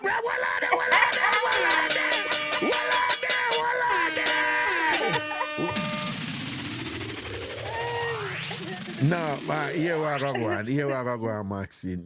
Say, even though we're at war with them, I'm going to say big up the ANC too, big up the ANC, big up the ANC too, big them up, big up ANC and the PDC. All right, big up the ANC. Yes, big man. Up the PDC. Dog Bite crew? Dog Bite crew, the PDC, the Pop Down crew, Yeah. PDC, yes. but basically, I spray them, you say, don't it, Maxine? Say, Spray them just dead.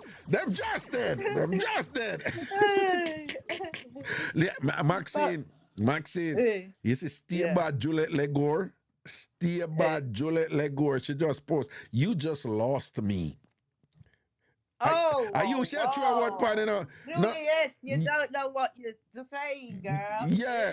Donna, she out of Maxine. I come and take step on you. She out of she say ANC and she say spray them crew and whatever and thing and whatever. Is it hurt her head and thing and whatever. Style her up. She out of that. Hey, you hear that? Yes, Juliet, you're out of that. Look, Raga. Yeah. I am coming off this phone and I'm giving somebody else a chance. All right, then. Blessings, man. Take care. Great talking to you. Yeah, man. A pleasure, man. Right, Blessings, cool. man. Cool. All right, cool. Yeah. Bad man, I killed them, you know. But I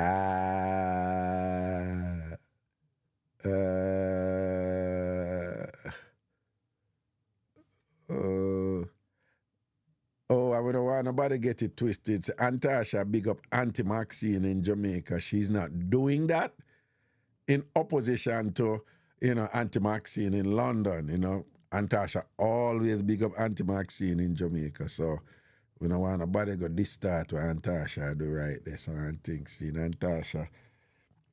Outside of the war, Antasha is, give nothing about love to everybody. You understand? So ratings and respect right there. So and thing. But they ain't the juggling and thing, you know. CBS now look upon them. I want to Agrider. Agrider get touchy about. I want to that woman there. See it?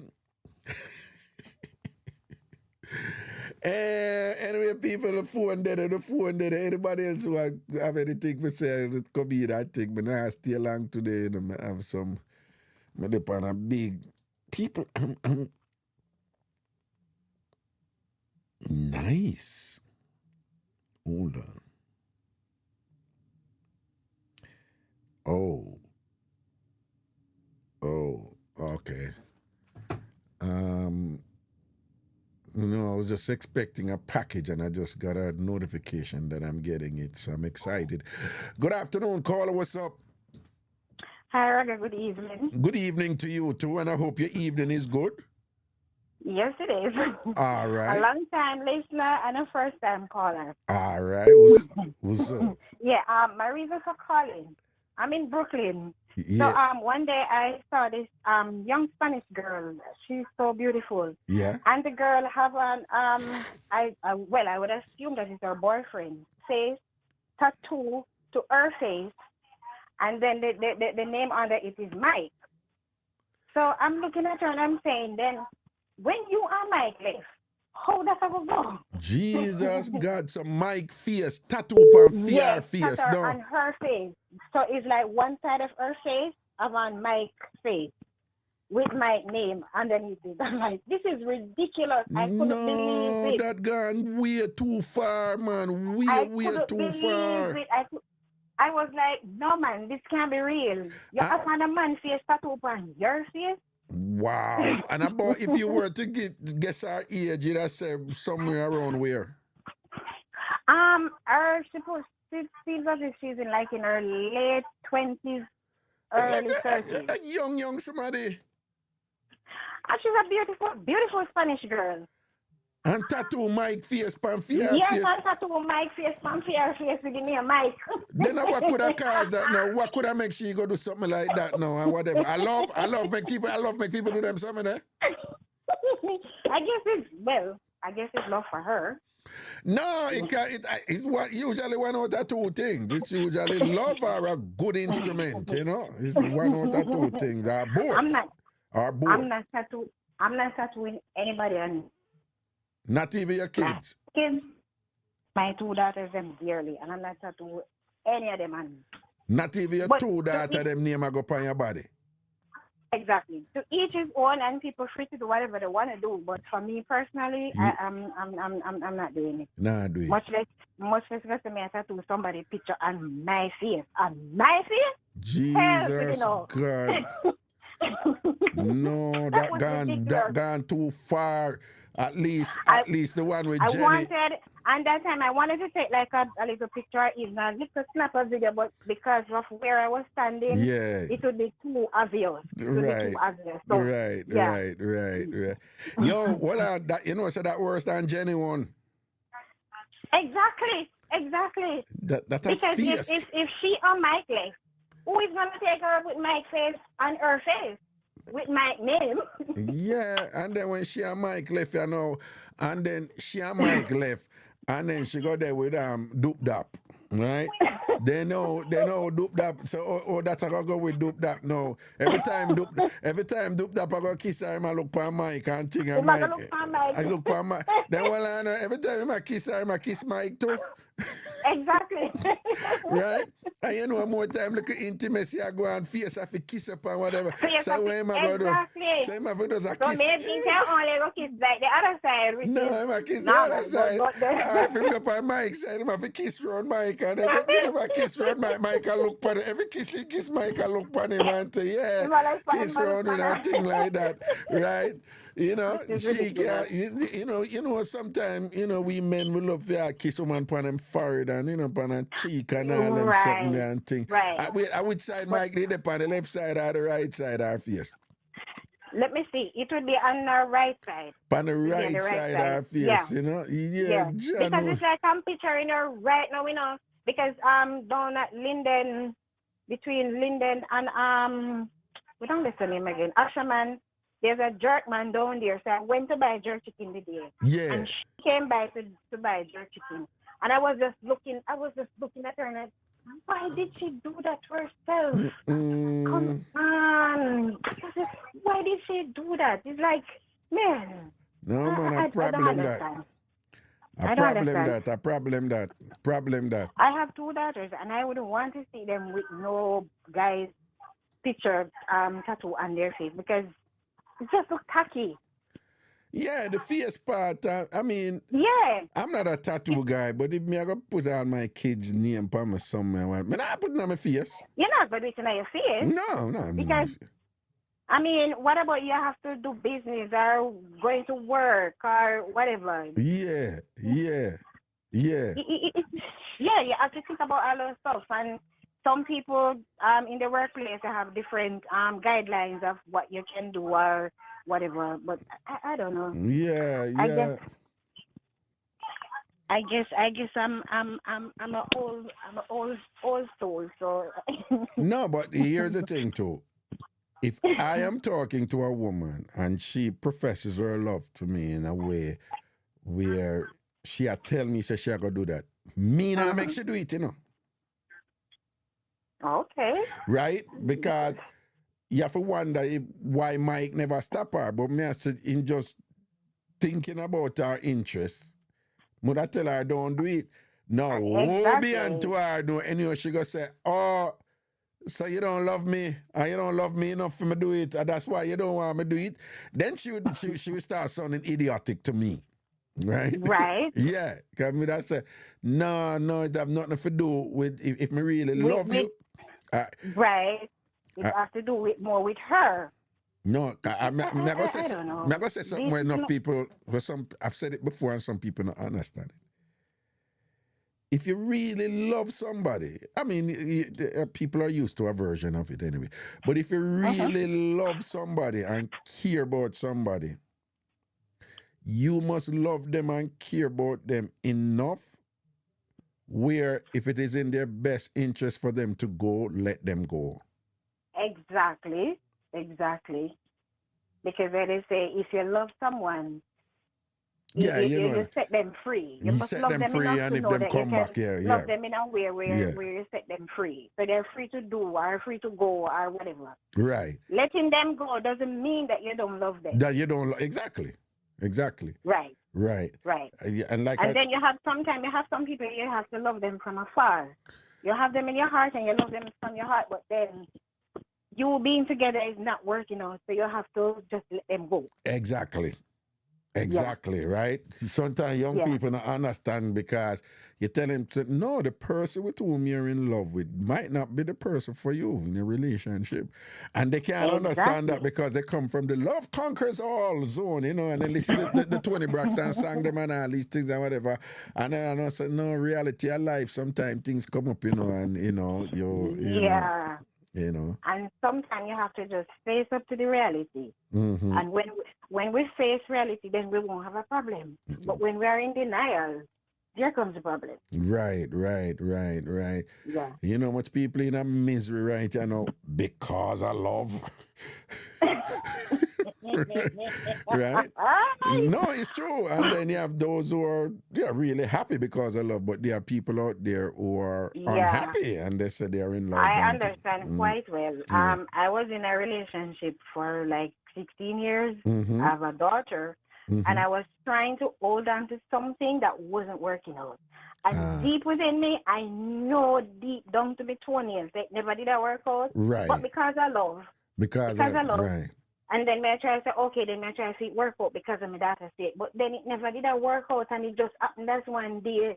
It's like, me just say, no, I can't do this no more. It doesn't make no sense. Right. Right. And that person, I would assume that person loved me in a way. Right. But he wasn't in love with me. And we were meant to be together. So I have to let it go and just make it go on. And it happens. Let it go, make it go on, and then that's it. And we both move on, and everybody move on, and everybody all right. So it happened. Yeah. Over the years, I've had multiple conversations along the lines that that people who define love in a way of interdependence and the language used in the therapeutic settings is about codependence and whatever. Right. And so sometimes you hear people say stuff like, I'm so in love with this person that I cannot imagine myself without her. I cannot imagine myself without him. Right. Now, that can be healthy because somebody could be saying that, and they're saying, well, I'm happy in this, and this is what I'm seeing in the future, unending, and that is good, and that is okay. That is okay. Exactly. Because somebody could be saying that, and what they mean is, yeah, if something happens, I'll survive. It's going to be difficult or whatever. It's going to be rough, but I'll survive. But over time, right. But over time, this is who... I'm not even entertaining an option outside of that. However, though, you have these people, though, who say stuff like that and mean it. Like, I you wouldn't even worth living without my partner, or or me can't see myself or go on. Life wouldn't even matter without, and that is not healthy. No, it's not. It's not. And you know what? I always surprised when I hear a woman say, "Oh, I love you more than I even love myself." I'm like, come on, because then you have to love yourself first. You love God first, right? Right, and then you love yourself. Then when you love yourself, then you can love others. But how can you say you love your boyfriend more than you even love yourself? No, but again, I'm going to let me ask you something though. When people say that, do you think they really mean it literally? Or that is just their way, that is just another way of saying, I love you a lot.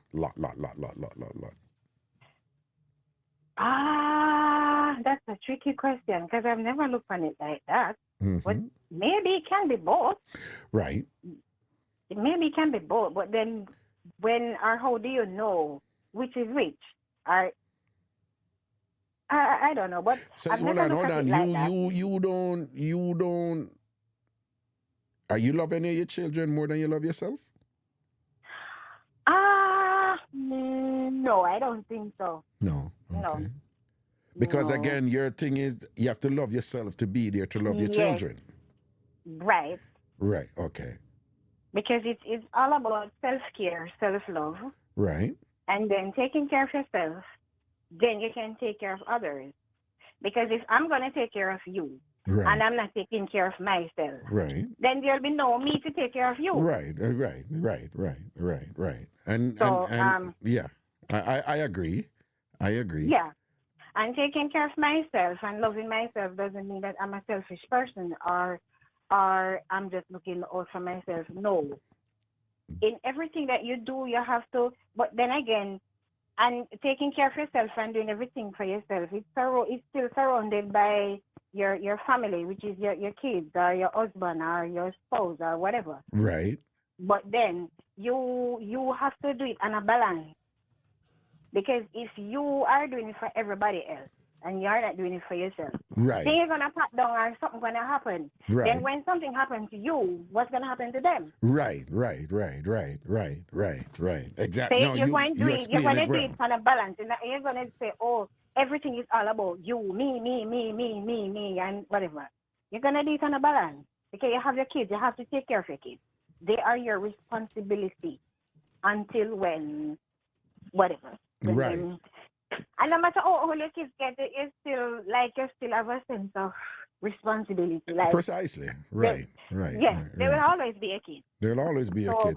Because what I'm hearing from you is that, no, I'm going to love myself first in order to be there to properly love my kids, which doesn't mean there won't be times when you won't there are going to be times when you're going to put your kids before you, Right, but because I had to do that a lot in the past when they were smaller. Okay. There's a certain sacrifice I had to make Right. in terms of to put them first. All right, Or to see hold on, that But they get whatever they're supposed to get. the reason you're able to put them first when you think you need to put them first was it because you were taking care of yourself and loving yourself first, and then a time come now where you have to kind of drop back now and then put them first, because Right. but you were you not loving yourself and taking care of yourself, which means that you're not going to kill yourself. You're not going to do no drugs. You're going to be responsible and take care of yourself and love yourself, because that's what loving yourself means. So Right. you are fortifying your mind. You're fortifying your body. You're Right. solidifying your principles and things where you live by and whatever to stay optimally functioning and things like that, so that you Exactly. can love your kids the way they are The supposed to be way loved as a parent exactly. and things. And you Exactly. think that same principle should apply in relationships? Yes, but then it goes both ways. It goes both ways. Because you have a lot of men these days, they just want you to do this, do that, and it's not what are they doing? Is that they don't want is that what they want from you is not what they are giving you. Oh. And the moment you slack up or say, you know what, whatever, them like, oh, you I'm not getting enough attention from you, and you're not this and you're not that and da da da da. No, but what about that argument that is prevailing out there, that when you really check it out, like there's this thing like society has been hoodwinked, because they said that when men love, they say in general, men love unconditionally, and that women mostly love conditionally. What do you think about that argument? In some cases, that's true. In some cases, that is true. If we're to be honest, it's true. But then, as I always said, when I'm talking to people, I always said, well, each individual has to know what they want. And when you get into a relationship with somebody, just by talking to a person, you will know, or as time goes by, because you're not going to know them as you just start talking to them, you have to really get to know them or whatever. But as time goes by, like talking to them, talking over time, then you can figure out in your mind, okay, you know if this is going somewhere or it's not going to go nowhere, or you kind of have an idea where this is heading to or what type of a person he is. First of all, you meet somebody, you try and find out their family roots. When you say family, mean like mother, father. Wait, one second. Wait, caller, 1 second here, 1 second. Yeah. What's up? Mommy came back. Oh, so what's up? Mommy, do you want to talk with Daddy? About the trip. Hold on. No, real quickly. Are you coming tonight or tomorrow? I'm send you something tomorrow morning early. All right, then, cool. I'm doing the show right now, but I just wanted to know if I needed to run out here and go to the airport now, but it's tomorrow. All right, then, good. All right, then. Papito. You're doing the show and I have to hang up. No. Are you excited about coming up? Huh? Do you hear Mommy? Nah, okay, I'll talk to you about that, all right? Very excited! Tomorrow gonna be crazy! All right, then, cool. Now, this is me. All right, let me call you when I'm finished, okay? Yeah, that's a nice dance. Okay, cool.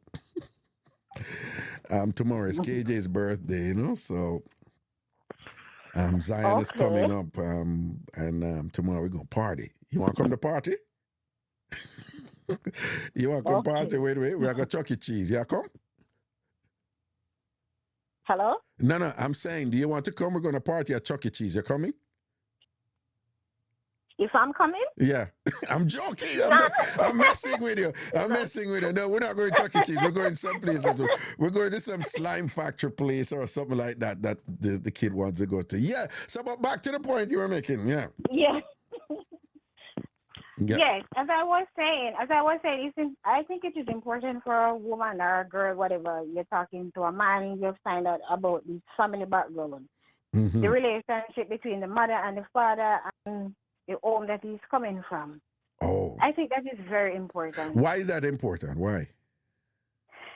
Then you will know, or maybe you won't fully know, but you'll have an idea what type of person you're getting involved with. Right. How he's going to treat you.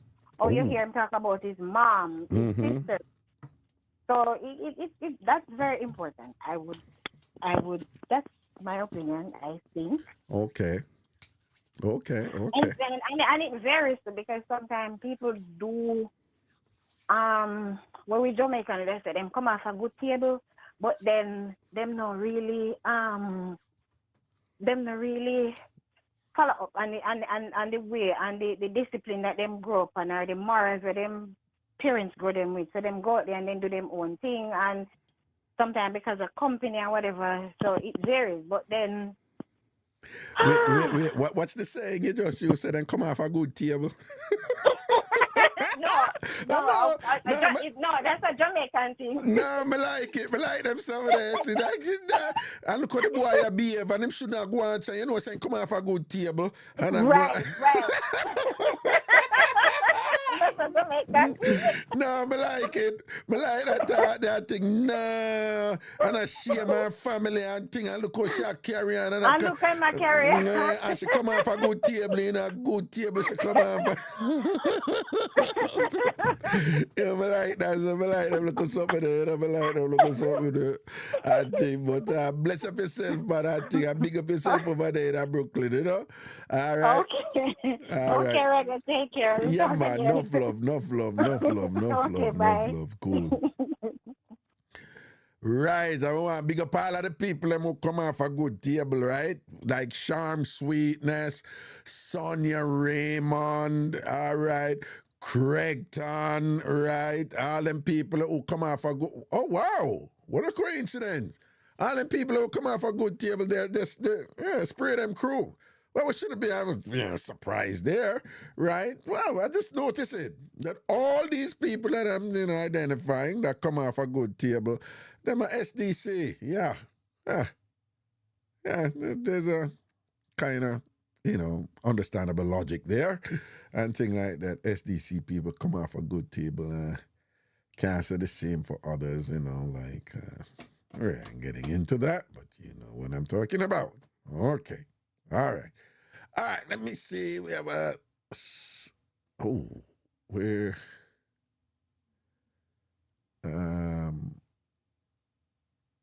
did a call come in just now? I think this one. All right.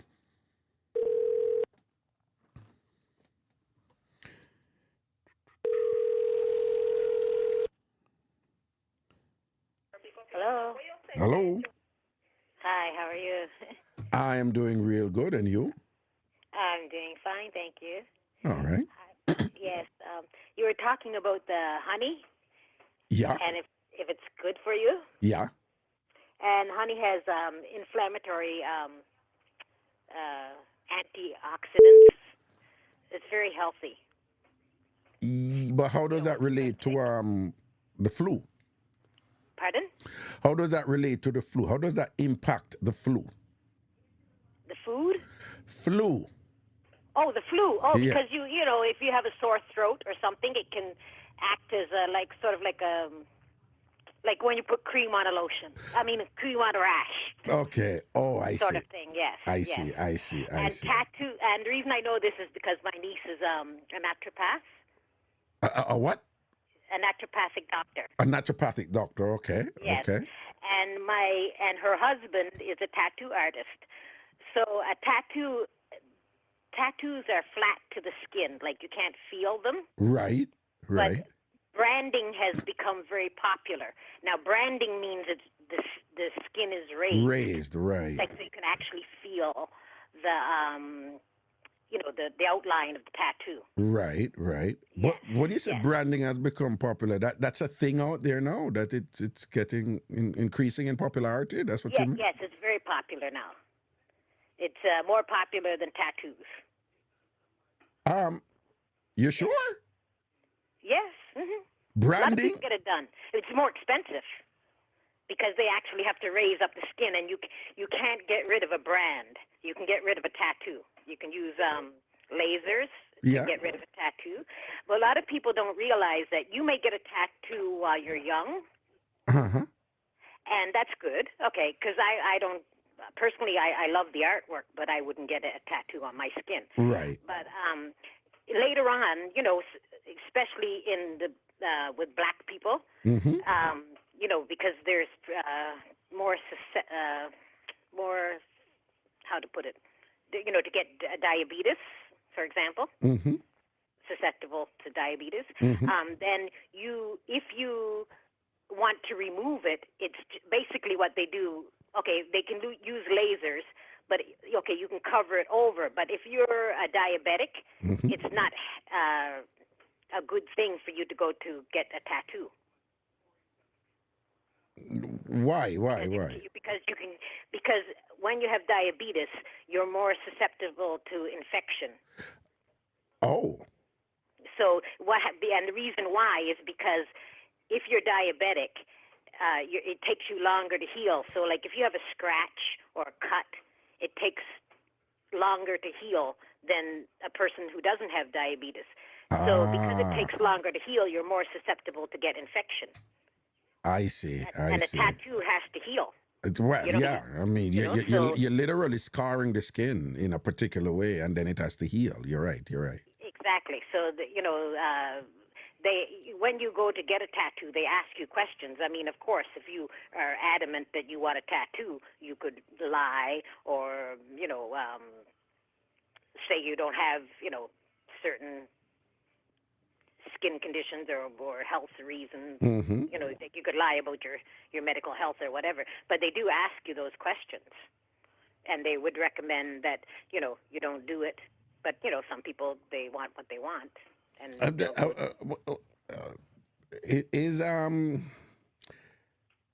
is people suffering significant complications as a consequence of getting a tattoo? Is that a thing out there? I'm sorry, I don't know about these things, so I'm just asking: is that rare, or is it common? Pardon me? Could you repeat it again? I'm sorry. Yeah, is it common or rare or non-existent of people suffering significant health complications from getting tattoos? Oh, sometimes the ink can be, people are allergic to the ink, and you won't know until the person tattoos you. Oh, okay. And what about this diabetic thing? Have there ever been complications from it with people? Well, it's not recommended that you get a tattoo if you have diabetes, but if you want to cover it over, like later on, say you decide, like that lady that has the tattoo and she wants to, has diabetes and she wants to cover Mike, get her, cover it over. Yeah, she might not be able to do it. Because, like I said, you can get infections. When you select a tattoo artist, you have to be very careful. It's like getting a plastic surgeon. Like a lot of people run to different countries and get cheap. Right, cosmetic surgery. Right. But that's exactly what you're getting, cheap. Not necessarily good. It's just cheap. Right. With a tattoo artist, you have to know he has a good reputation, and is clean about what he's doing, and ask the proper questions.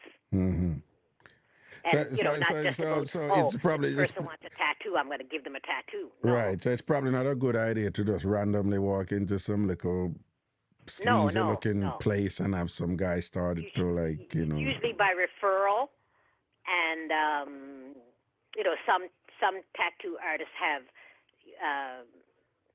better reputations than others. Okay. Yes. Okay. So some people. And now about this lady and the tattoo. What was she thinking? Like, of course, anyone who sees that tattoo, Adam owns this or whatever. Right. You know, this is not pleasing for the person who's participating in sexual relations with her. Yeah. I mean, okay, if I was dating a man and he had a tattoo and it wasn't his mother, his sister, or his daughter, and it was a girl, okay, and it's on his stuck on there. Right. Like, okay, I would say, I would ask the question, who is that person? And if he tells me that's his old girlfriend or whatever, okay, well, then it's time for you to remove it. What Jenny, is that what her name was? Jenny, should have said was, okay, I could, I'm planning on removing it, or, if she divorced her husband, then, okay, it's time for it to be gone. You can't expect to, that's like wearing your wedding band and dating someone else, and you're divorced from your husband.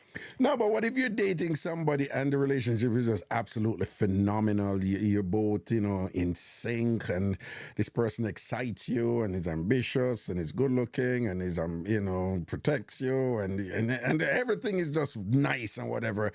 And then when intimacy is about to ensue or whatever, you see this thing that says, this is Javamir's instrument. And then you'll say, so who is Javamir? And he said, well, that's my past girlfriend, whatever.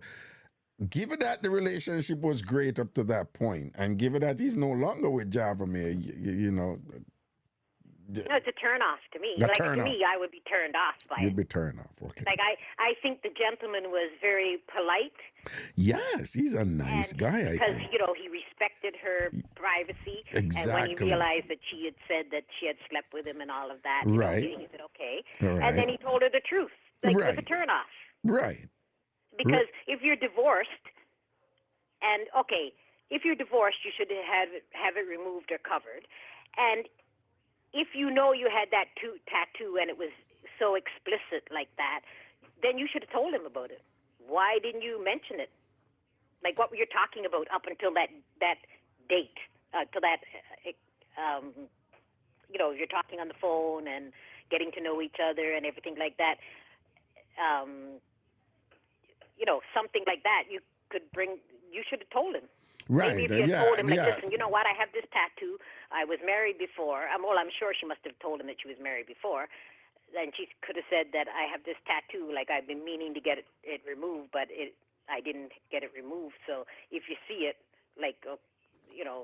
don't feel away. Right. She should have given my heads up. She should have given my heads up. Out of respect, she should have given my heads up. Exactly. Mm-hmm. I say this to a lot of women, and a lot of women get angry with me. What's that? Sometimes the women give men a bad rap about not being respectful, but some women don't have any respect for themselves.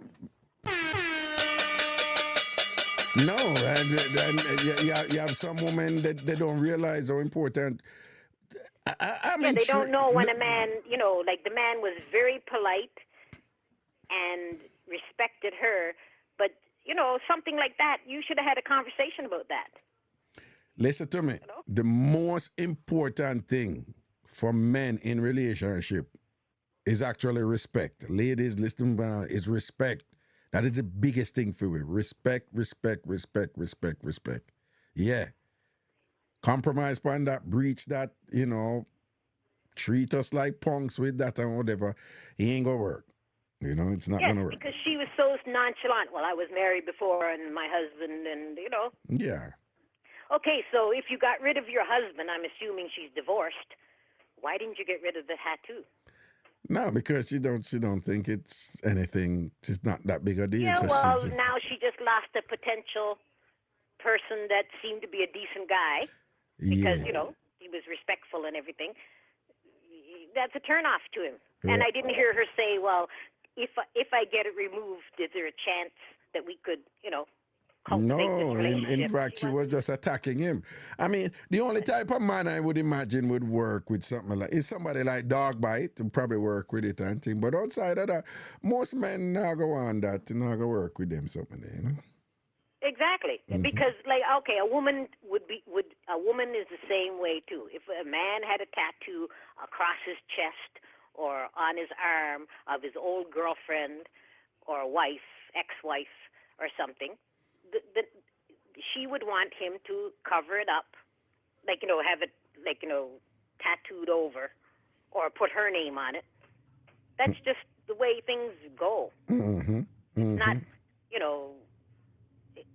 It's just, okay, it's like, okay, if you're dating somebody and you're talking about your ex-wife or your ex-girlfriend, it's a turn-off. It's just like if a woman, a woman is doing that to a man, it's a turn-off to him. He doesn't want to hear about, Tom, Dick, and Harry. Right. Certainly don't want to hear about Dick. Somebody want to see that every time you take off your clothes. I don't want to see another woman's name printed on your body. Exactly. If I mean that much to you, okay, does that person mean that much to you that you don't want to take it off? Then it's a problem. Huge. Anyway, what's enough respect for your input and thing, because you've been incisive and direct and clear in what you're presenting, and I'm certain people listening and just appreciate some of the sensitivities surrounding that and whatever. And men are with our egos and whatever, and go see something like that. That's crushing. Yeah, and thing. But blessings and respect here. Okay, thank you. And I'd just like to say to the women. Yeah. Women, if you want to know about men, don't ask other women. Ask men. Hello. Yeah, get to, look up some Bottom male line, friend. ask men. Yeah. If you want to know about men, ask men. Right. Don't ask women. Right.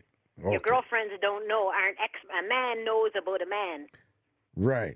Delmarine doesn't know. Christina doesn't know. There you go. All right. Blessings here. Okay. Blessings to you. Take care. Man. Care. Protection. Cool. All right. Let me see about one more call before I go. There's a call back. People who did a call and thing. Let's call them back and sit,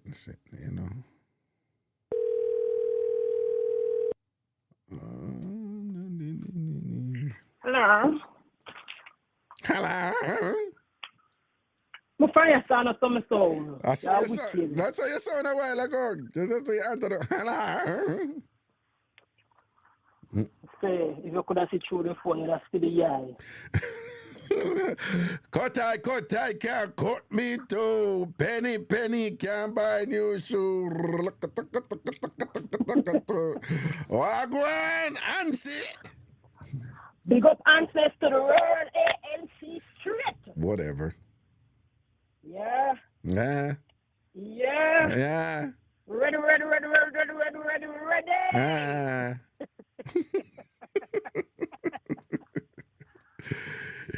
Yeah, go. So what you say, I know? Me notice the people them ask about the sports yeah, grown way.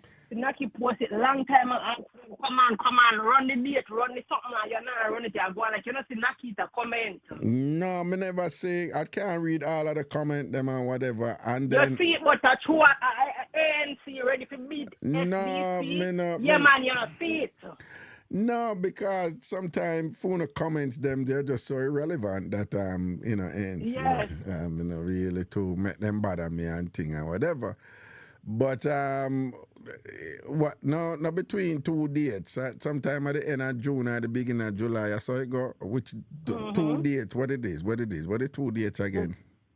In the 29th, the last Saturday in June, and the first Saturday in July. So it's either the 29th of June or the last Saturday of June or the first Saturday of July, right? Yes, I think it's the 29th and the 6th.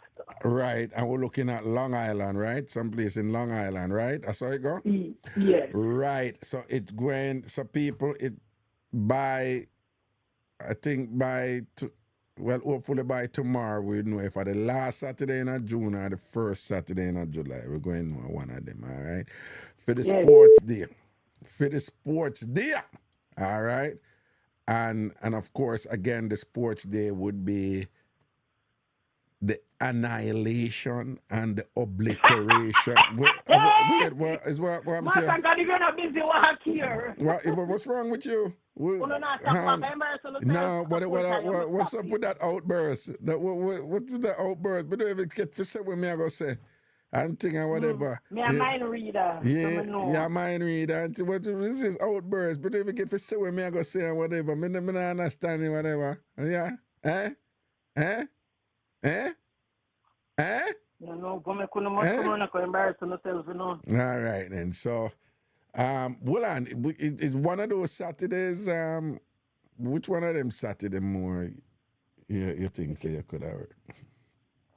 Other people answer because like me know when I talk to most people like after the 6 like they won't be around. Right. No. Me just ask about the 2 Saturday them since we decide between the last Saturday in June or the first Saturday in August in July. Which one? You? People on the post in the chat on the Hold on. The first Saturday in July. What date that? I think that's the 6th. The 6th. And it's a Saturday. No, me I try to think like which one would be the cheaper ticket them, you know? The cheaper ticket for people, exactly. Yeah, but the 4th of July, you know, sometime. Well, by tomorrow we are gonna know by tomorrow we are gonna know if what see Sophia Jones post and say she ready. I am ready long time. You know, see that Marina tree long time. You know that. No man, you're going like you want to come. No, but you're going like you want to come bad me up. But me not. But me say. No, me say Sophia Jones say she ready and thing and whatever. Why me no need to say Del Marine say she ready? Why me need to say that? Because a long time Del Marine post and say she a train a long time too. No. You just envy Del sucker. You know say Del come out. Hold on. I'm going to show you where you're wrong now because I would never say that, right? Because we know Del Marine is always ready. Anybody who will ride, I'll ride or whatever, I'll go ready. So everybody know Del Marine ready. Everybody knows I'll ride already because she's very physical, you know, and whatever. So that goes without saying. You understand? So I would, if me go say that, would I look like an idiot?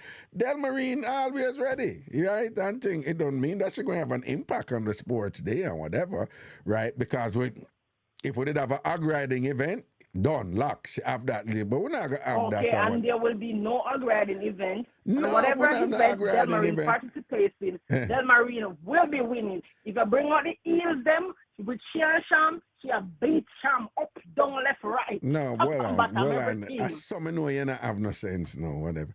Like, you really believe that Del Marine can beat Sham in anything? Then you really feel that Sham can go up against Del Marine? Eh? Oh, please. Oh, please, Sean. No, stop me talking and just go on with this. No, hold on. Me, you look at anger in your voice and I'm not anger, already. I'm strong. No, yeah, well, go on. Me need I just to send you some chamomile tea or something like so because, you know, you go through a little thing and whatever. When put it pretty good porridge. No, what kind of good porridge? Them the pee water something that, oh, please, come on now. Whatever. You don't have no sense. You don't have no sense. You know, you really believe that Del Marine can beat Sham in anything? Me say, whether it be egg and spoon, socks race, shirt race, 3-legged, me say, me can't wait for the day come to open up and stand on the ground yard. Listen to me, whether 3-legged race, that's interesting. But anyway, listen to me. Del Marine, I'm going to make sure, since you're full of chats and whatever, I'm going to make sure, camera there and phone there and whatever, and Del Marine and Sham are going in a race, and you go shame, right? Right? Listen to me. Remember, nobody now ride no ag this and whatever. So Del Marine have no advantage this and whatever. Right? That's the powers of Del Marine. If Del Marine can ride a hog and be so good at it, why would it be hard for her to beat a Sham and a Mango and a Maxine and Sonia? No, you know, one thing I like with you do, you have ambition, you know? I like you have ambition. No, we don't have ambition. No, you have ambition. And when we know. when we know confident and we know No, we you know have we ambition. However unrealistic they are, you have ambition. And I just want to commend you for that. And thing, you have dreams and thing. You live in a fantasy world and thing, but at least you have goals. Unrealistic they may be, but you have goals. There are people out there without any goals and whatever. You have ambition and thing and whatever. So. But talks are cheap. Talks are cheap. So keep talking. But somebody, you know, when I do the word for talking, and we say no, action. but you don't worry yourself. That's why we're going to teach you a lesson on the day off. Okay, we're going to teach you a lesson on the day off. All right. We're going to show you better than we can tell you, bro. Remember, when ants and that problem with them, they run go each up under the queen and whatever. Poor ant. Ants never run. Ants never run. And guess what? You know why the earth? Because we have a strong queen. What? We have a queen that propels us. What kind of strong queen on the What kind of strong queen? We are talking Mama Ants? Lord God. Listen to me now. Mama Ants is no threat in our game or whatever because we have a neutralizer plan for her. Now, it will not be anything. It will not be anything like what she named the to Nancy Kerrigan, right? We're not going to do that. What the woman did the name? What the other one did the name? Me don't know that story, Sean. Me know. You don't know that story there? Me hear the story, but me don't know any people. Sean, me tell you who. Somebody are going to put her name. Them. You never know about the two ice skater them and one send one figure whap up Tanya Harding. Yeah, talking. Yeah, with Tanya Harding. So we not go Tanya Harding, Mama Ants and whatever. But we have a little cooling for her, man. You don't worry yourself. We have a cooling for her, man. You see, from she do that wrestling thing upon the time from get together. It's earth up on her head until now. No, in the earth up her head, but we are strategists here. So when we see what's going on right, so we say, oh, she have a little resolve in her, man. She have a little capability for, for really. Yes, that is what I'm telling about, always underestimate you. You all don't know our hidden talents. Listen to me. What you see Mama Ants do did at Florida, that was just a sneak preview. No, listen to me. You all are the grungy grays, and we not gray good. Well, we're not afraid of no grungy gray around here, right? So all ANC grungy grays, we're not afraid of any one, right? Yes, and will not be intimidated by any one. All right, quite all right. All right, now what I want to say. Brother, I'm done talking. See, if the president said enough is nothing more, so I'm done. All right. So president said no more. See how Fritz give you a look of strategy there. Fritz a ragga. All you have to do, I bring some sweet biscuit and dash it off on the track. All of the ants them will be heading in that direction. Yeah, when them hungry belly ants self, I think you don't know, say they love sugar and all them something. They call them anchor on every picnic. And them buy out everybody, all like people them picnicking and park them and all them something there and whatever. And going to people's house and take set from people's house and them food and all them little things. We're allergic to sweet. Grungy grays. Listen to me, grungy grays and whatever. I don't know what grungy gray and bother you already because we're going to rock that grungy gray. No. Before you go, may I ask you to do something and whatever? Just... Me not promise you something. I do nothing, You can't No, you don't have to promise me. All you have to do is just do it. Okay. Just apologize to the PDC and the SDC and thing and what. That for the insolence that you have displayed thus far in this call. When was I insolent? Just now with all like the talk them where you make and all these things and these impossible aspirations that you have. Hey, my phone will go dead, What? My phone will go dead. A phone, you have a phone? You talk to the phone where you talk on your phone? It don't matter if I borrow it, I beg a call. I'm just whatever, you just get defensive about everything and what is your phone? You have a phone? Yeah, we are defender of the earth. Me started at defender of the earth. Yeah, defender of the earth. All right, this right there. All right, defender of the earth. All right, let me say real quickly before you go. People, I guess the people, I think we should, what you think? We'll go for the last Saturday in June. We'll probably June? Yeah, okay. We'll go for that one there, right? All right, people hear that? That way, yeah, we avoid the 4th of July weekend, you know, and the craziness over there. But I'm going to have to call that place tomorrow and confirm with them. All right. Oh man, we're the father one to man. The other one that we can't get on something. Okay, all right then. So definitely Long Island it is. Long Island it is, and we're shooting on the 29th of June. 29th of June, all right? That is what we're shooting for. Long Island, Saturday the 29th of June. 29, yeah, all right then. Long Island and thing. And when people you can come and just witness the absolute destruction of some presumptuous insects and things like that, they will be dealt with accordingly on Saturday the 29th of June. All right, man. Make sure some start do some sit-ups. Some sit-ups and all these things and whatever. Some stretches and whatever. Craigton did want to come destroy on another 100, but he's probably not able to make it from London and things. So no, he's not in here already, so he will make it, and him doesn't want you the date to put in him time at work.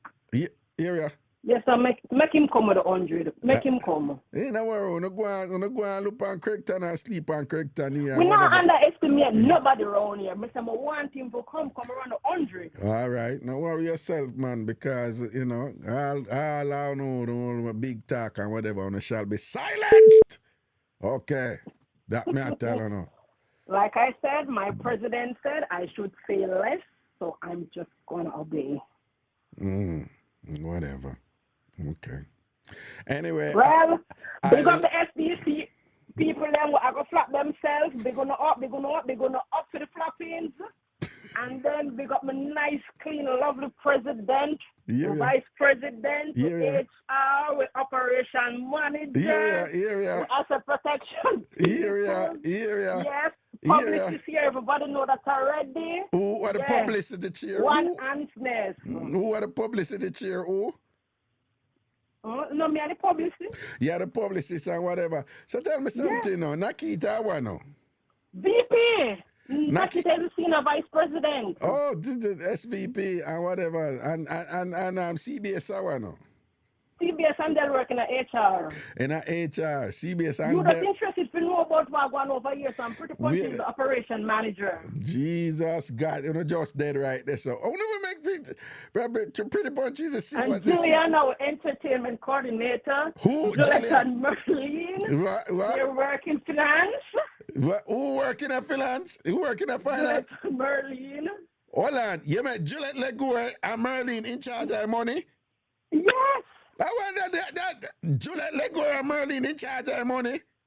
Yes. You don't have no sense then, man. You don't have no sense then. You met Juliet. And Empress Daniel, a.k.a. Milo, and Sweet Cheek. Whoa. They're working asset protection. Whoa. When Milo gone in the ANC? A long time Milo declared, I said, remember the last time when we did that talk about Del Flesh, and Milo roll out and say, ANC, I'm going to read it out to you. Wait, Milo did say that? Yes, she did. We're not beg and borrow and thief people over here. The people, them say the goodness over here, and they just gravitate towards ANC. Well, Milo did say she in the ANC? Yes. Jagan, stop your foolishness, man. But Craigton said she did. Okay, all right. Okay. Jagan, stop your foolishness. We don't need to do stuff like that. We're not SBC. You know, a Milo for go, you know. Milo, big up No, I go war Milo, no, you know. I go war Milo, yeah. You man, you never remember Milo. No, you're right, you know. I did all upset about it. You're right.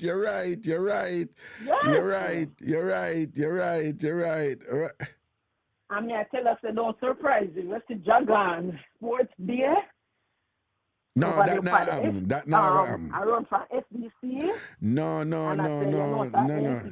Let me tell you something. You see, Jagan, that man is an Arsenal fan. He's a Gunners, and him never flinch and never waver. And you say you can't catch them man them way there. All right? So cut out the foolishness. Look here, and I know Jagans are in back. They're not asking about ANC and them talking. Let me tell you.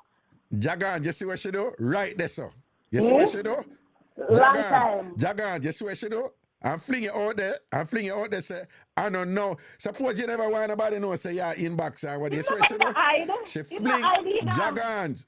What she do a while ago is a little tactic, by like publicly putting you out there and whatever. She knows to use a man, like Ray and conflict and all them something there, You're being manipulated.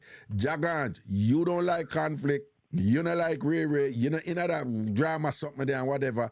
She go fling out your name and say, a long time. Yeah, anchor in our inbox. I look for come join ANC and whatever, this and that. So the strategy is by doing that to you, she will force you to accept ANC and whatever.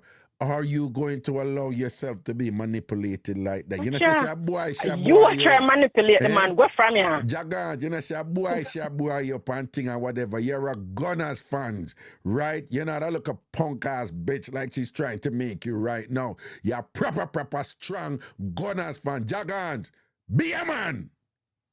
Okay. Jagan's a laugh after you, that more tell you. No, are you a laugh? All right. Are you a laugh? Okay. Anyway, big up yourself, boo-boo. Just go and go train. You see one Empress, one Milo come up. Me to go and go train? You know, see Milo come up, but big up. Yes. Like, all right. The ANC members are not ashamed and they publicly declare themselves. Yeah, that.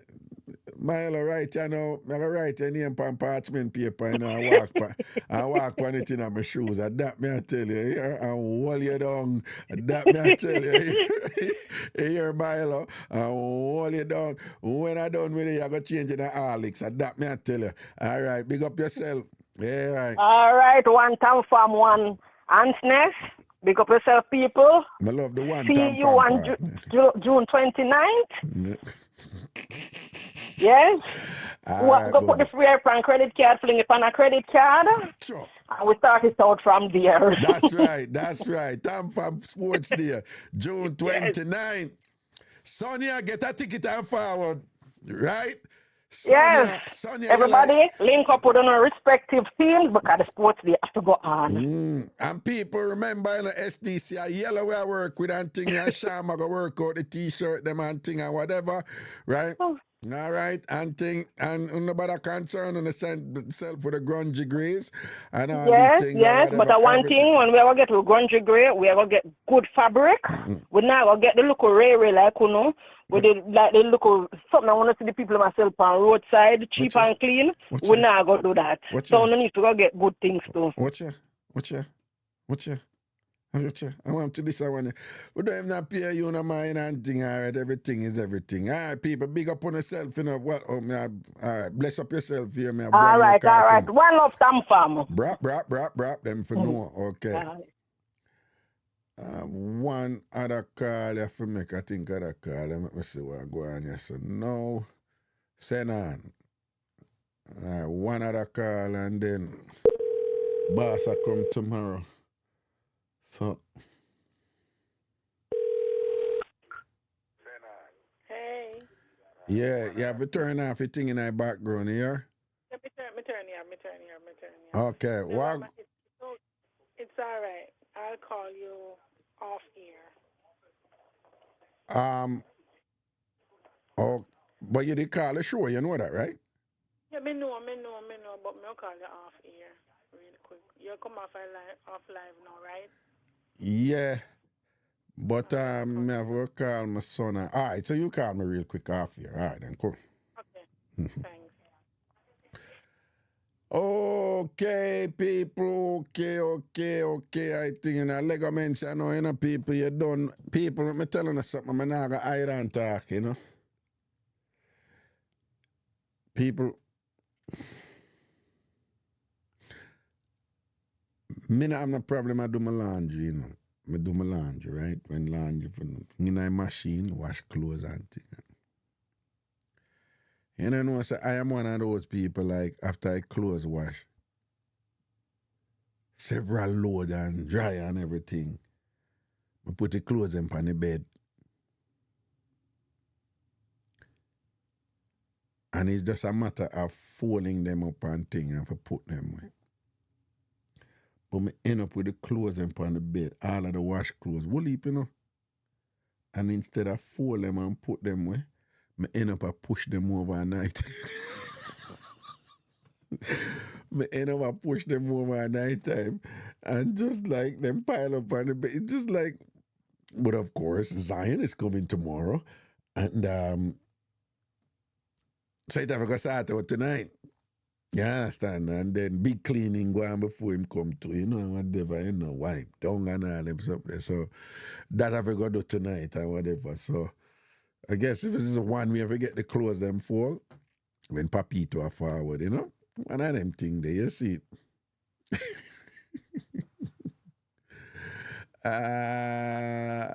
Yeah, Lloyd said, your clothes are your woman. Yeah, I'm going to wrap up at night time, I think. Yeah, that's what the thing said.